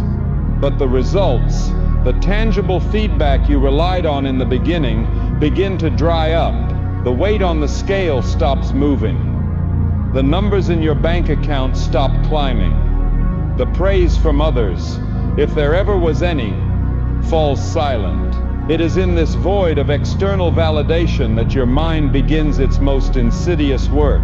It will whisper to you that you have reached your limit, that this is as good as it gets. It will suggest that the effort is no longer worth the reward, that you are wasting your energy, spinning your wheels in the mud. It will try to convince you to coast, to ease up, to accept this new level as good enough. This is the siren song of mediocrity, and it is more dangerous than the screams of your initial pain, because it sounds so reasonable, so logical, so kind. It is the temptation to build a home in the middle of the bridge, rather than continuing the arduous journey to the other side. To survive the plateau, you must fundamentally shift your source of validation from the outside to the inside. You must learn to measure your success not by the outcome, but by the integrity of your effort. The question is no longer, did I get the result I wanted? The question is, did I do the thing I said I was going to do today with my absolute best effort? You must become obsessed with the process itself. You must find a profound and deeply personal satisfaction in the sheer act of showing up, in the discipline of honoring your commitment to yourself. This is the mindset of the professional. An amateur is addicted to the feeling of progress. A professional is committed to the practice regardless of the immediate feeling or result. You must fall in love with the rhythm of the reps, the solitude of the deep work, the quiet pride of a day, won through discipline alone. When the process becomes the prize, you become immune to the psychological torment of the plateau. Your reward is not some distant future goal. Your reward is the strength of character you are forging in the present moment, every single time you choose to push forward into the void. This is the time to build your inner citadel. Your mind must become a fortress, an impregnable stronghold that cannot be breached by external circumstances or internal doubt. This is not a passive state. It is an active daily construction. You build it with the bricks of mental frameworks and the mortar of relentless practice. You must become the detached observer of your own thoughts, learning to see them not as absolute truths, but as transient weather patterns passing through your consciousness. You can have a thought of quitting without being a quitter. You can have a thought of fear without being a coward. The power lies not in preventing these thoughts from arising, but in your ability to not identify with them. You are the sky, not the clouds. This separation creates a space between stimulus and response, and in that space lies your freedom and your power to choose. You build this citadel through practices like meditation, which trains your ability to focus and observe, and through journaling, which allows you to untangle the chaotic knots of your mind and examine them with clarity. You must master the art of reframing. The meaning of any event is not inherent in the event itself, but in the story you tell yourself about it. The plateau is not a wall, it is a testing ground. A setback is not a failure, it is a lesson. An insult is not a wound, it is information. You must train yourself to consciously choose the most empowering interpretation of every situation. The victim mindset asks, "Why is this happening to me?" It is a question that leads to powerlessness, resentment, and despair. The warrior mindset asks, "What is this trying to teach me?" Or "How can I use this?" It is a question that leads to power, agency, and growth. This is the ultimate act of personal responsibility, not just owning your actions, but owning your interpretations. When you can control the meaning, you can control your emotional response. And a person who can control their emotional response in the face of adversity is a person who cannot be broken. You must become the author of your own internal narrative, and you must write yourself as the hero, not the victim of your story. During the plateau, your data becomes your most trusted ally. When your feelings are screaming that you are making no progress, your logbook becomes the voice of reason. You may not feel stronger, but your journal shows that you are lifting 5 more pounds than you were last month. You may not feel more productive, but your time tracker shows that you logged 2 more hours of deep work this week. This objective evidence is a powerful antidote to the poison of self-doubt. It is the proof that the process is working, even when the results are invisible. This is why tracking is not an optional accessory. It is a mission-critical system. It allows you to divorce your sense of progress from your emotional state. It shifts your focus from the dramatic and often rare leaps in progress to the small, incremental, and almost invisible gains that are the true substance of all mastery. You must learn to celebrate the data. You must learn to find joy in a 1% improvement, because you understand that these tiny compounded gains are the secret to quantum leaps in the long run. It is in the barren landscape of the plateau that you must learn to hunt for and celebrate microscopic victories. The big, applause-worthy wins are few and far between. If you wait for them to feel good about yourself, you will spend most of your life in a state of dissatisfaction. You must train your brain to see and savor the small, unseen wins that happen every single day. The decision to drink water instead of soda. The act of getting up immediately without hitting snooze. The choice to read a page of a book instead of opening a social media app. The moment you resisted the urge to complain. Each of these is a victory.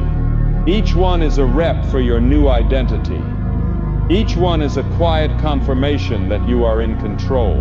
You must consciously pause and acknowledge these moments. Give yourself credit. Feel the small surge of pride. By doing so, you are rewiring your brain's reward system, teaching it to value discipline and good choices over the cheap, instant gratification of your old habits. You are learning to fuel yourself with the quiet satisfaction of a day lived with integrity. This is also the time when your why must evolve. The initial reason that propelled you out of your rock-bottom state was likely fueled by pain, anger, or fear. It was a moving away from motivation, and while powerful, this type of fuel is not sustainable for the long journey. It will get you out of the burning building, but it won't be enough to guide you through the years of meticulous construction of a new life. During the plateau, you must consciously transition to a moving towards motivation. Your why must mature from a desperate escape from the past into a compelling pull towards the future. It must become less about proving them wrong and more about proving yourself right.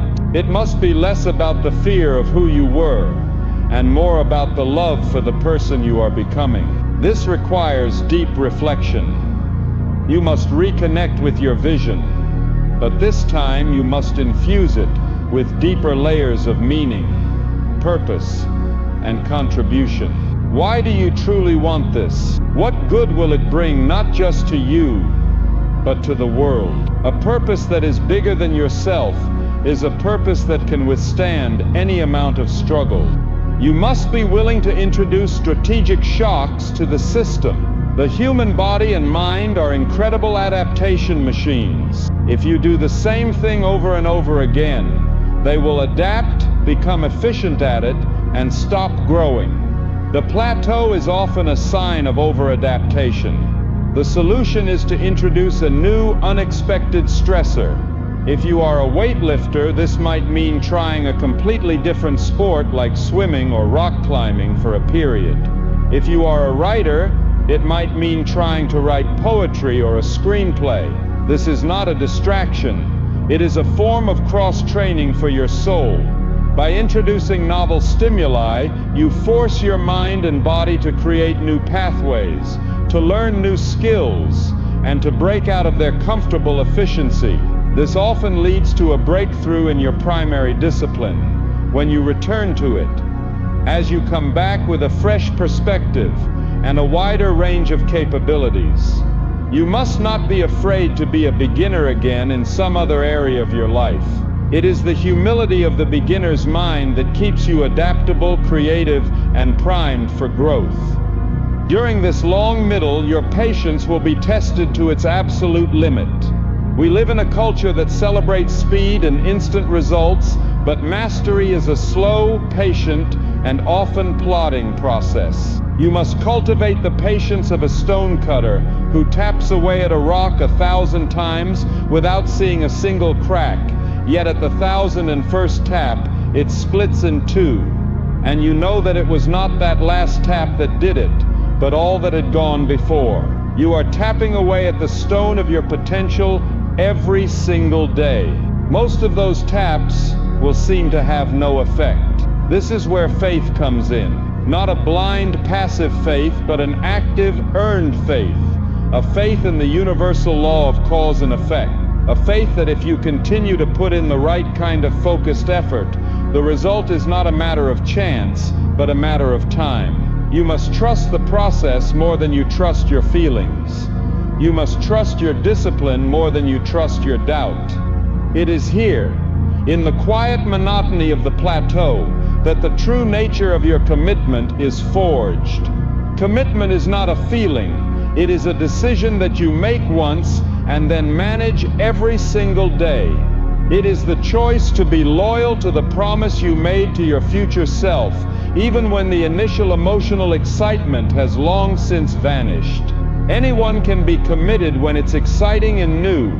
Anyone can put in the work when they are seeing rapid results. But the person who can continue to put in the work with the same intensity, the same focus, and the same integrity in the dead silence of the plateau, that is the person who is destined for greatness. This is the part of the story that will never be told in the highlight reel, but it is the most important chapter.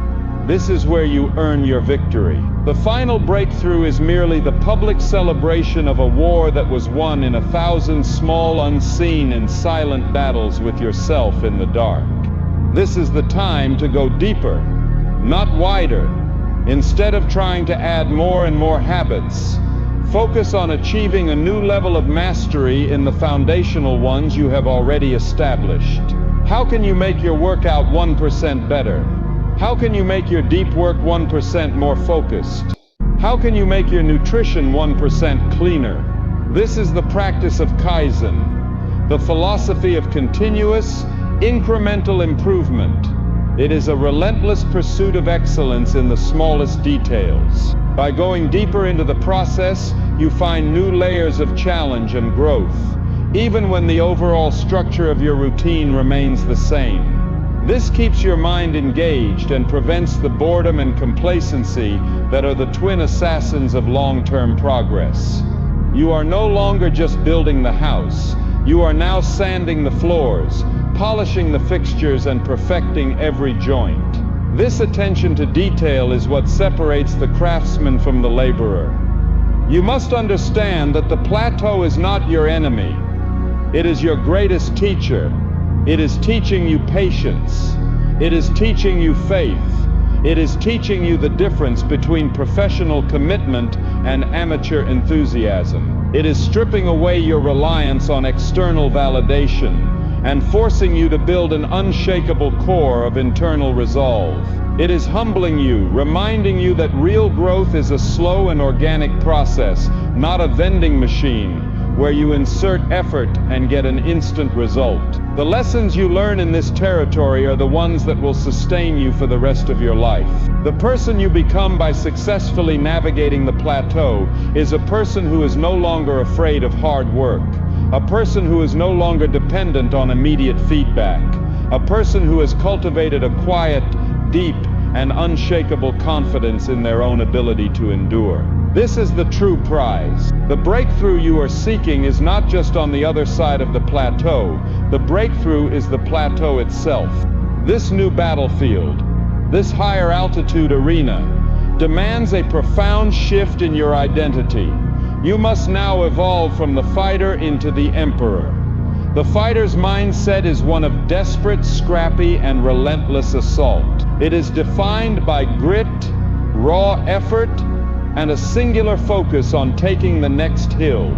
This is the mindset that carried you out of the abyss, and you must honor it. But to remain in this mindset now that you have taken the territory is to guarantee its loss. The emperor's mindset is one of strategic preservation and intelligent expansion. It is about turning a hard-won battle into a lasting dynasty. It requires less brute force and more wisdom, less frantic action, and more strategic patience, less focus on winning the day, and more focus on building the decade.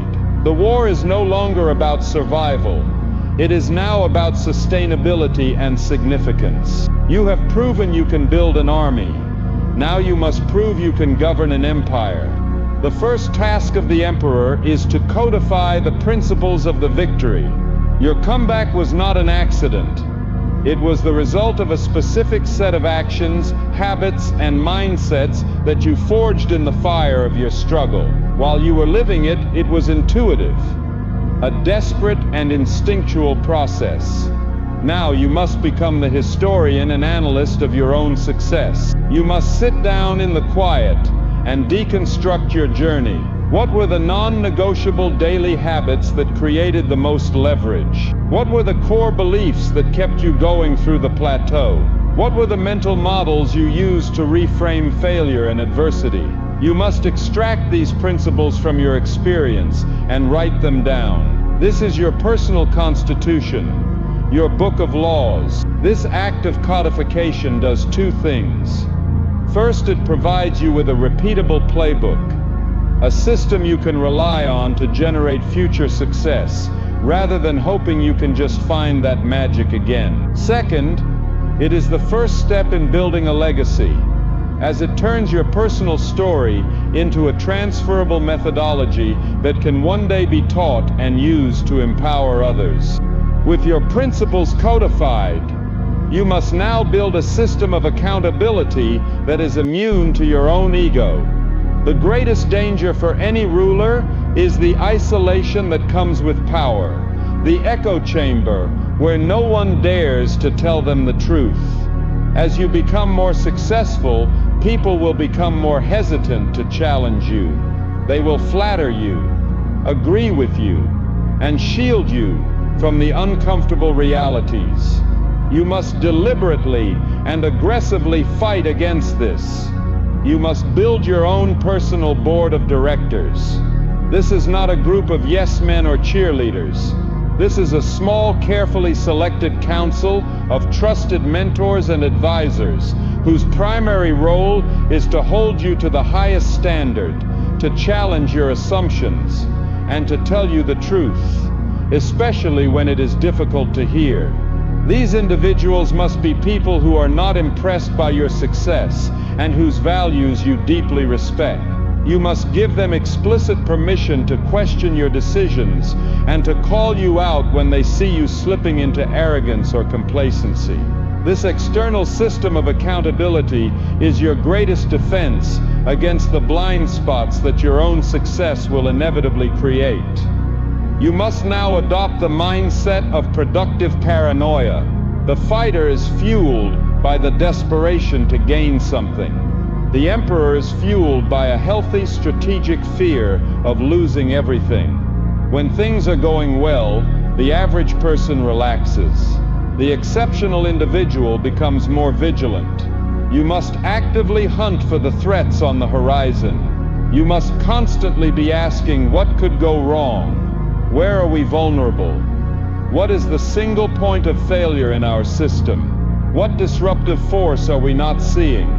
This is not a state of negative, anxious worrying. It is a state of proactive, strategic awareness. It is the practice of stress testing your own empire during times of peace so that you are prepared for the inevitable storms. It is about becoming your own most ruthless critic, your own most effective red team. While everyone else is celebrating your current victory, you are already wargaming the next potential defeat. This productive paranoia is the engine of continuous improvement and the antidote to the stagnation that success so often invites. Your relationship with your resources must mature. When you were struggling, your primary focus was acquisition, acquiring skills, acquiring money, acquiring momentum. Now, with more resources at your disposal, your focus must shift to allocation. Every unit of your time, your energy, and your capital must now be viewed through the lens of investment. Before committing any resource, you must ask, what is the return on this? This is not just a financial question. It applies to everything. Is this hour spent on this meeting a high return investment toward your core mission? Or is it a low-grade expense? Is this relationship an investment that provides energy and insight, or an expense that drains your focus? Is this purchase an asset that will increase your capacity, or a liability that will create a drag on your progress? You must become a ruthless, disciplined capital allocator, treating your life as the most important company you will ever run, and ensuring that every resource is deployed with maximum strategic impact. This discipline is what separates the fleetingly successful from the enduringly wealthy in every sense of the word. You must master the art of the second wind by deliberately engineering cycles of intense stress and strategic recovery. The comeback was an all-out sprint from a burning platform. To attempt to maintain that level of crisis-fueled intensity indefinitely is a recipe for burnout. You are no longer running from a fire. You are now engaged in a long-term expedition. This requires a different pacing. You must learn to operate in seasons. There will be seasons of intense, focused work, the on-season, where you are pushing your limits and expanding your territory. And these must be followed by seasons of deliberate, active recovery. The off-season, where you are resting, reflecting, learning, and consolidating your gains. This is not laziness. This is a strategic necessity for long-term peak performance. The greatest athletes in the world understand this. They do not train at maximum intensity 365 days a year. They cycle their efforts. You must do the same, planning your periods of recovery with the same seriousness and intention as you plan your periods of work. This is how you avoid the burnout that fells so many high achievers and ensures you have the energy to not just climb one mountain, but an entire range. To solidify your own mastery, you must begin to teach. The act of teaching is the final and most profound stage of learning.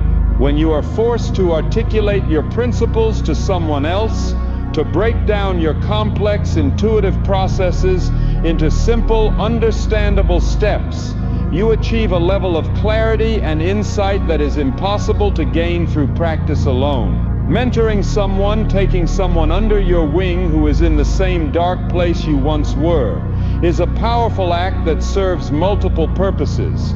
It keeps you humble, reminding you of how far you have come. It reinforces your own core principles, as you must live by the advice you give.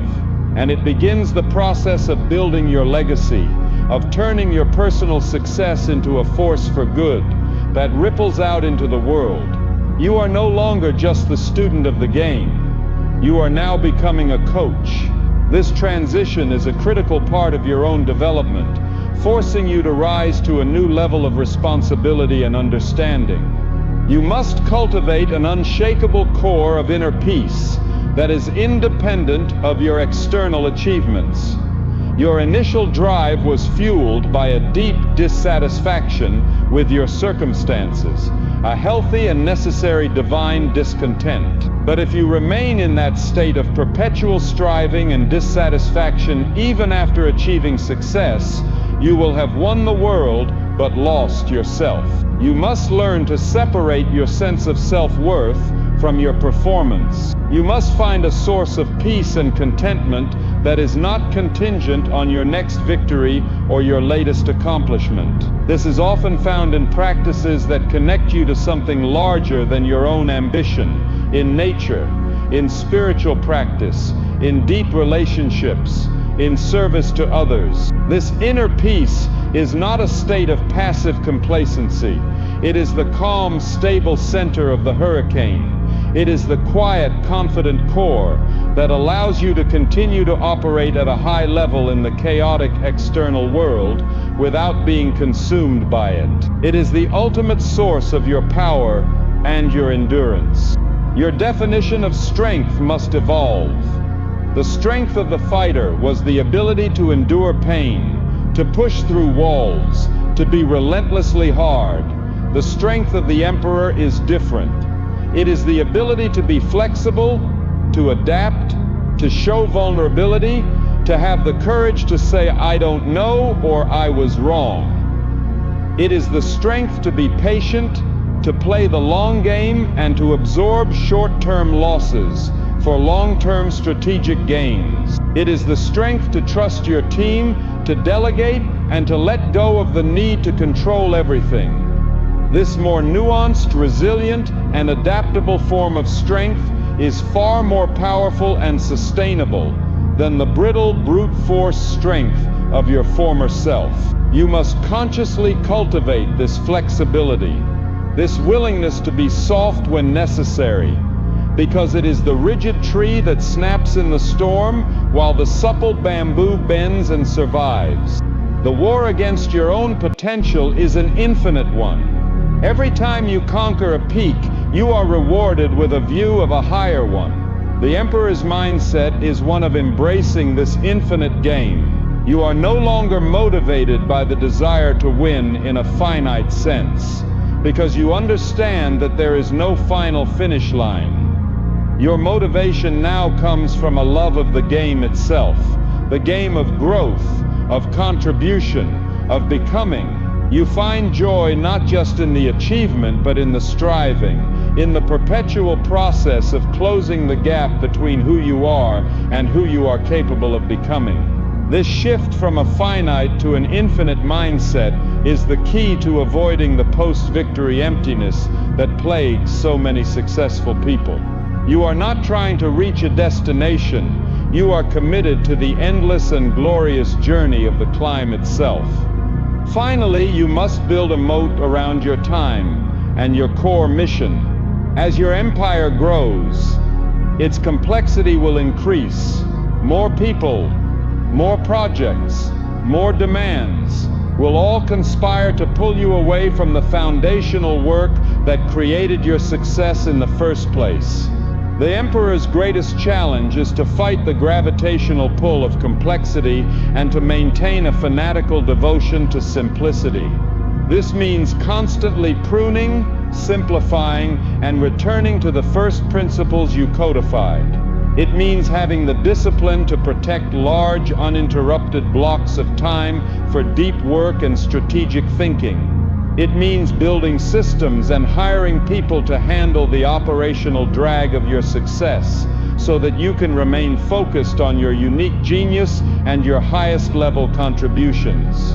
You won the war by becoming a master of the essentials. You will sustain the peace and prosperity of your new empire by remaining one. This is the new architecture of excellence, the system that turns a fleeting moment of glory into an enduring dynasty.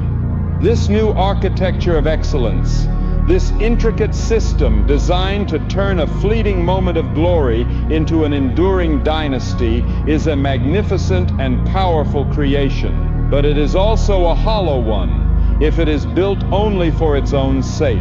A dynasty dedicated solely to its own preservation and expansion is a monument to the ego, a sterile fortress devoid of heart. You have moved from fighter to emperor, from architect to ruler, but now you must undertake the most profound transformation of all. You must become the philosopher king. You have mastered the how of success. You must now confront the ultimate why. What is the soul of your empire? What is the grand unifying purpose that gives meaning to the relentless discipline, the strategic paranoia, and the infinite pursuit of growth? Without this, your success will become a golden cage, and you will find yourself the lonely ruler of a kingdom of ghosts. You stand now at the great crossroads that separates a successful life from a significant one. Success is about the self. It is about your achievements, your accumulation of wealth, status, and power. It is the answer to the question, how high can I climb? This was the necessary focus of your comeback. You had to save yourself, to build yourself, to prove to yourself that you could win. But significance is about others. It is about your contribution, your impact, your legacy. It is the answer to the question, how many people can I lift up with me? To remain fixated on success after you have achieved a measure of it is to remain trapped in the first stage of a much grander journey. The ultimate purpose of your struggle was not merely to elevate your own life, but to forge you into a vessel strong enough to carry a purpose larger than your own ambition. The true work begins now. To discover this deeper purpose, you must be willing to ask a new and more terrifying set of questions. The questions that fueled your comeback were questions of survival. How do I get out of this pain? How do I win this fight? How do I build a better life for myself? But the questions that will fuel your legacy are questions of the soul. You must now find the courage to sit in the profound and often uncomfortable silence and ask, what is the one problem in this world that truly breaks my heart? What injustice? What form of suffering? What source of ignorance ignites a fire in my spirit? You must ask, if all my basic needs were met, if money were no object, what work would I joyfully do for free for the rest of my life? And you must confront the ultimate question, what do I want the world to have lost when I am gone? What will be the eulogy that I have earned through my actions? These are not questions with easy answers. They are the great defining inquiries that will shape the entire second half of your life's journey. You must begin to listen for the whisper of your calling. A career is what you are paid for. A job is what you do. But a calling is what you are made for. It is the unique intersection of your greatest talents, your deepest passions, and a genuine need in the world. Your entire life up to this point, especially the crucible of your comeback, has been a training ground to prepare you for this calling. The pain you endured gave you empathy. The discipline you cultivated gave you strength. The focus you mastered gave you the ability to execute. The skills you acquired gave you the tools. Your struggle was not a detour from your life's path. It was the path itself, perfectly designed to strip away everything you were not, so you could finally discover who you truly are. Your calling is not something you invent. It is something you uncover. It is a memory of the future, a resonant truth that has been waiting patiently within you your entire life. Your task is to get quiet enough to finally hear it. Be warned, however, that pursuing a true calling is a far more frightening prospect than simply chasing success. Conventional success has a clear and socially accepted roadmap. Get the degree, climb the corporate ladder, make the money, buy the things. To deviate from this path is to invite criticism, misunderstanding, and doubt. Furthermore, to pursue your calling is to risk failure on the deepest possible level. To fail at a job you don't care about is a disappointment. To fail at the one thing you feel you were born to do is a soul wound. This is why so many people, even successful people, avoid this deeper work. They remain in the safe, well-lit harbor of conventional achievement, rather than setting sail on the unpredictable and often stormy seas of a purpose-driven life. It requires a new and higher form of courage. The courage to be vulnerable, the courage to be an original, and the courage to potentially be a glorious failure in the pursuit of something that truly matters to you. The ultimate aim of the philosopher king is to achieve a state of profound alignment. Alignment is the new definition of wealth. It is that rare and beautiful state where your internal world and your external world are in perfect harmony. It is when your daily actions are a direct reflection of your deepest values. It is when your unique talents are fully engaged in work that you find intrinsically meaningful. It is when the way you make your living is also the way you make your contribution to the world. In this state of alignment, the traditional dichotomy between work and life dissolves. Your work becomes an expression of your life's purpose, and your life is enriched by the meaning you derive from your work. This is the source of the most sustainable and authentic form of energy and fulfillment. It is a life that is not fragmented, but whole. A life where every action, from the smallest daily habit to the largest strategic decision, is infused with the resonant power of your core purpose. You must begin to see your life not as a series of goals to be checked off, but as a single magnificent work of art. You are both the sculptor and the marble. Every day, every choice, every interaction is a strike of the chisel, shaping the final form. With this mindset, nothing is mundane. The way you handle a difficult conversation, the integrity with which you conduct your business, the kindness you show to a stranger, the discipline to keep a promise to yourself, these are all brushstrokes on the canvas of your masterpiece. The question then becomes not, what do I want to have? But who do I want to be? And what kind of masterpiece do I want my life to be? This reframes your entire existence from a process of acquisition to a process of creation. You are no longer just building a business or a career. You are composing a life, and your aim is to make it a life of such beauty, integrity, and impact that it inspires others and leaves the world more beautiful than you found it. This search for meaning will require you to once again embrace solitude. But this will be a different kind of solitude from the one you endured during your initial comeback. That was the solitude of the trenches, a necessary isolation for focused, desperate work. This is the solitude of the mountaintop, a chosen retreat for deep, expansive reflection. You must deliberately carve out time to be alone with your own thoughts, away from the noise of your own empire. You must create space for unstructured thinking, for reading deeply in subjects far outside your own domain, for walking in nature, for simply being. It is in these moments of quiet contemplation, when the relentless drive to do is temporarily suspended, that the great insights arise.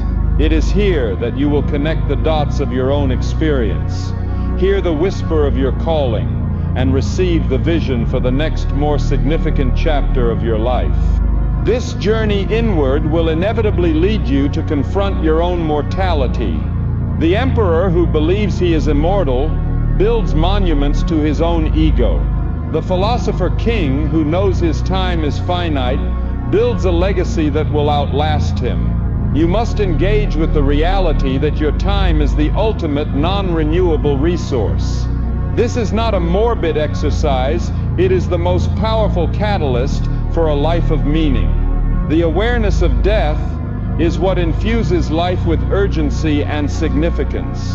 It strips away the trivial, the petty, the fears of what others think, and it clarifies what truly matters. When you live with the end in mind, you make different choices.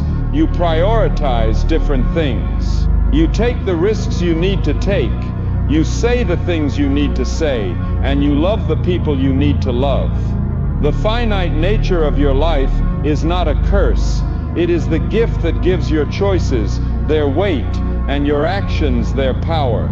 As you begin to align your life with this deeper purpose, you will experience a new kind of power. It is not the loud, brittle power of the ego, which is dependent on external validation. It is the quiet, resilient power of the soul, which is fueled from within. It is a sense of calm confidence, an unshakable centeredness that is not swayed by the ups and downs of the external world.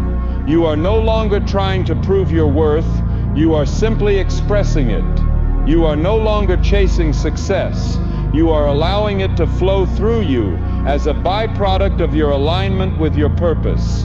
This is the state of being in the zone, expanded to encompass your entire life. It is a life of flow, a life of grace, a life where you are no longer pushing the river, but have become the river itself. This, then, is the ultimate purpose of your comeback. The universe did not drag you through hell simply so you could have a bigger house and a nicer car. It dragged you through hell to burn away the superficial layers of your identity, to force you to confront the essence of who you are, and to prepare you for the real work you were sent here to do. Your struggle was a gift. It was the violent, painful, and absolutely necessary initiation that has earned you the right to ask these deeper questions and to pursue a life of true significance. To have built the architecture of a dynasty, a powerful engine of excellence. Now you must give that engine a true north, a destination worthy of the warrior you have become. You must find the soul of your empire. Now that you have found the soul of your empire, you are faced with the most challenging task of integration that exists.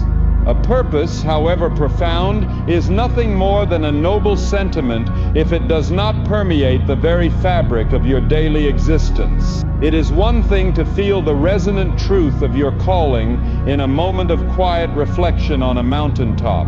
It is another thing entirely to live that truth in the chaos of a Tuesday morning, with emails piling up, deadlines looming, and the relentless demands of the world pulling you in 1,000 different directions.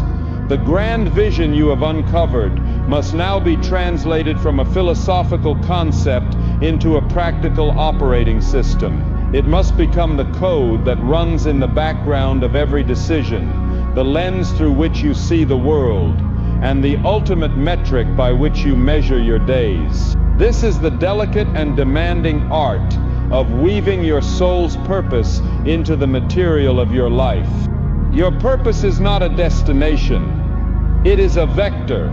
A destination is a fixed point that can be reached, an endpoint that signals the journey is over. A vector is a direction. It is a guiding principle that informs every single step, from the smallest to the largest, for the rest of your life.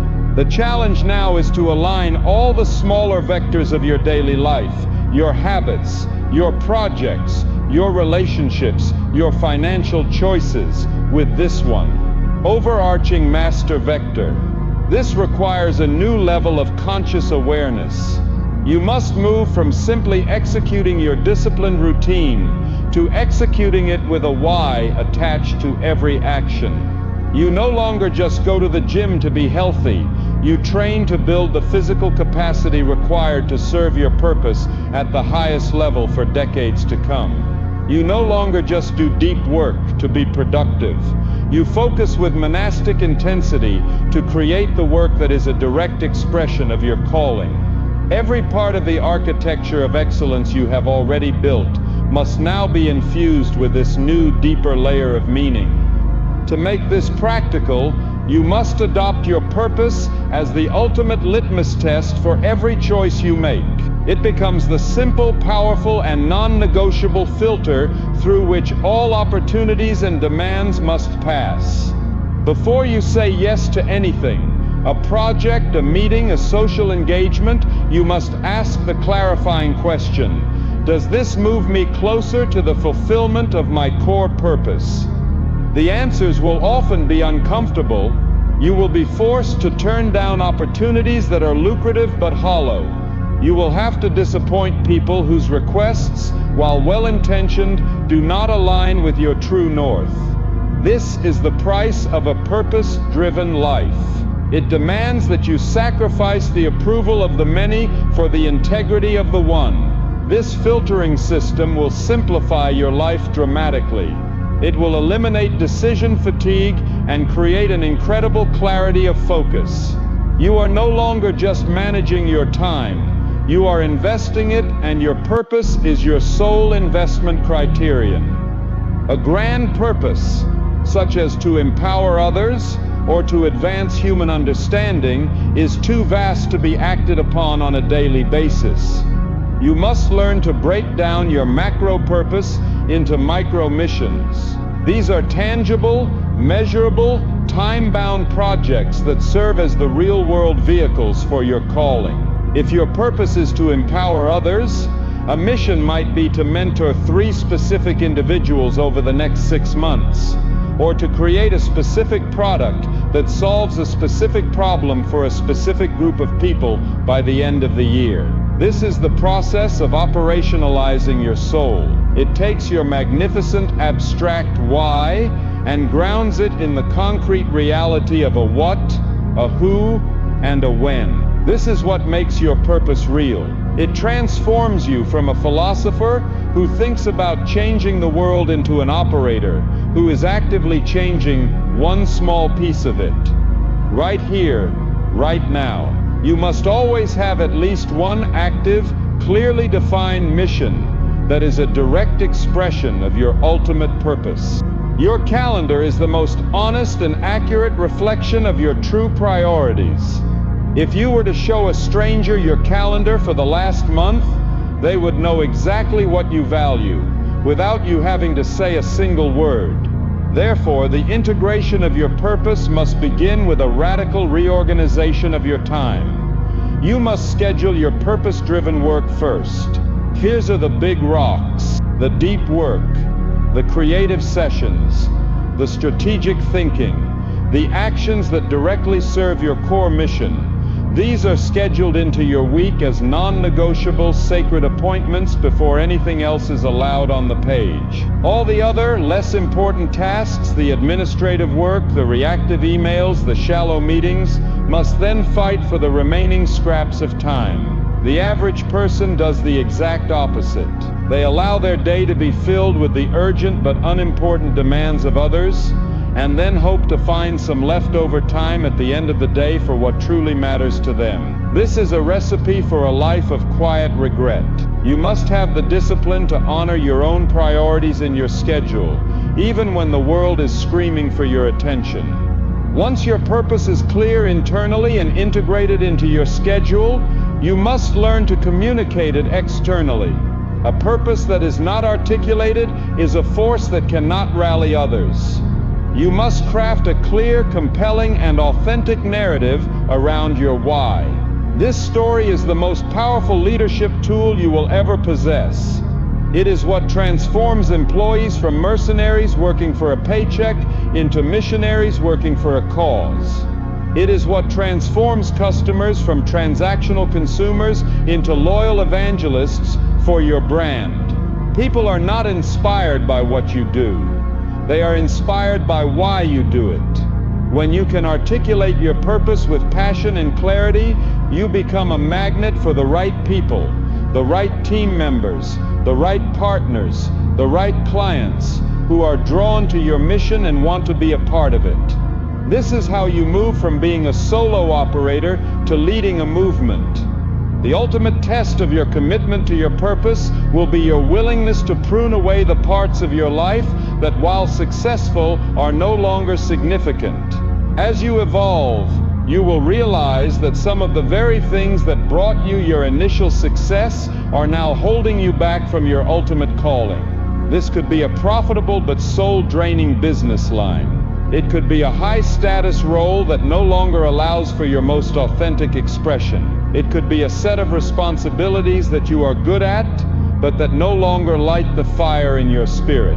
The courage to prune these golden handcuffs is the mark of a true master. It is the act of choosing meaning over money, fulfillment over status, and alignment over achievement. It is a declaration that you are not just managing a portfolio of successful projects, but that you are curating a life of profound and resonant meaning. This process of subtraction is often more difficult and requires more courage than the initial process of addition and building. The integration of purpose extends beyond your work and into your relationships.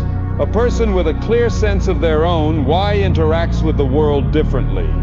You begin to value depth over breadth in your connections.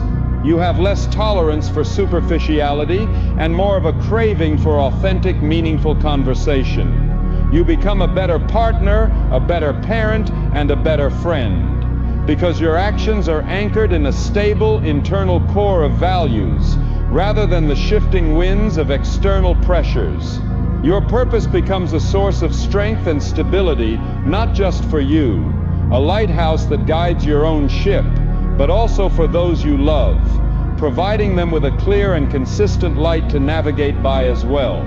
You begin to see your relationships as a crucial part of your legacy, an opportunity to invest your purpose into the lives of the people who matter most, creating a ripple effect of meaning that is passed down through generations. You must accept that living a purpose-driven life is an act of rebellion in a world that often prizes conformity. You will be an outlier. Your unwavering focus on your mission will be misinterpreted as obsession. Your rejection of conventional metrics of success will be seen as foolish.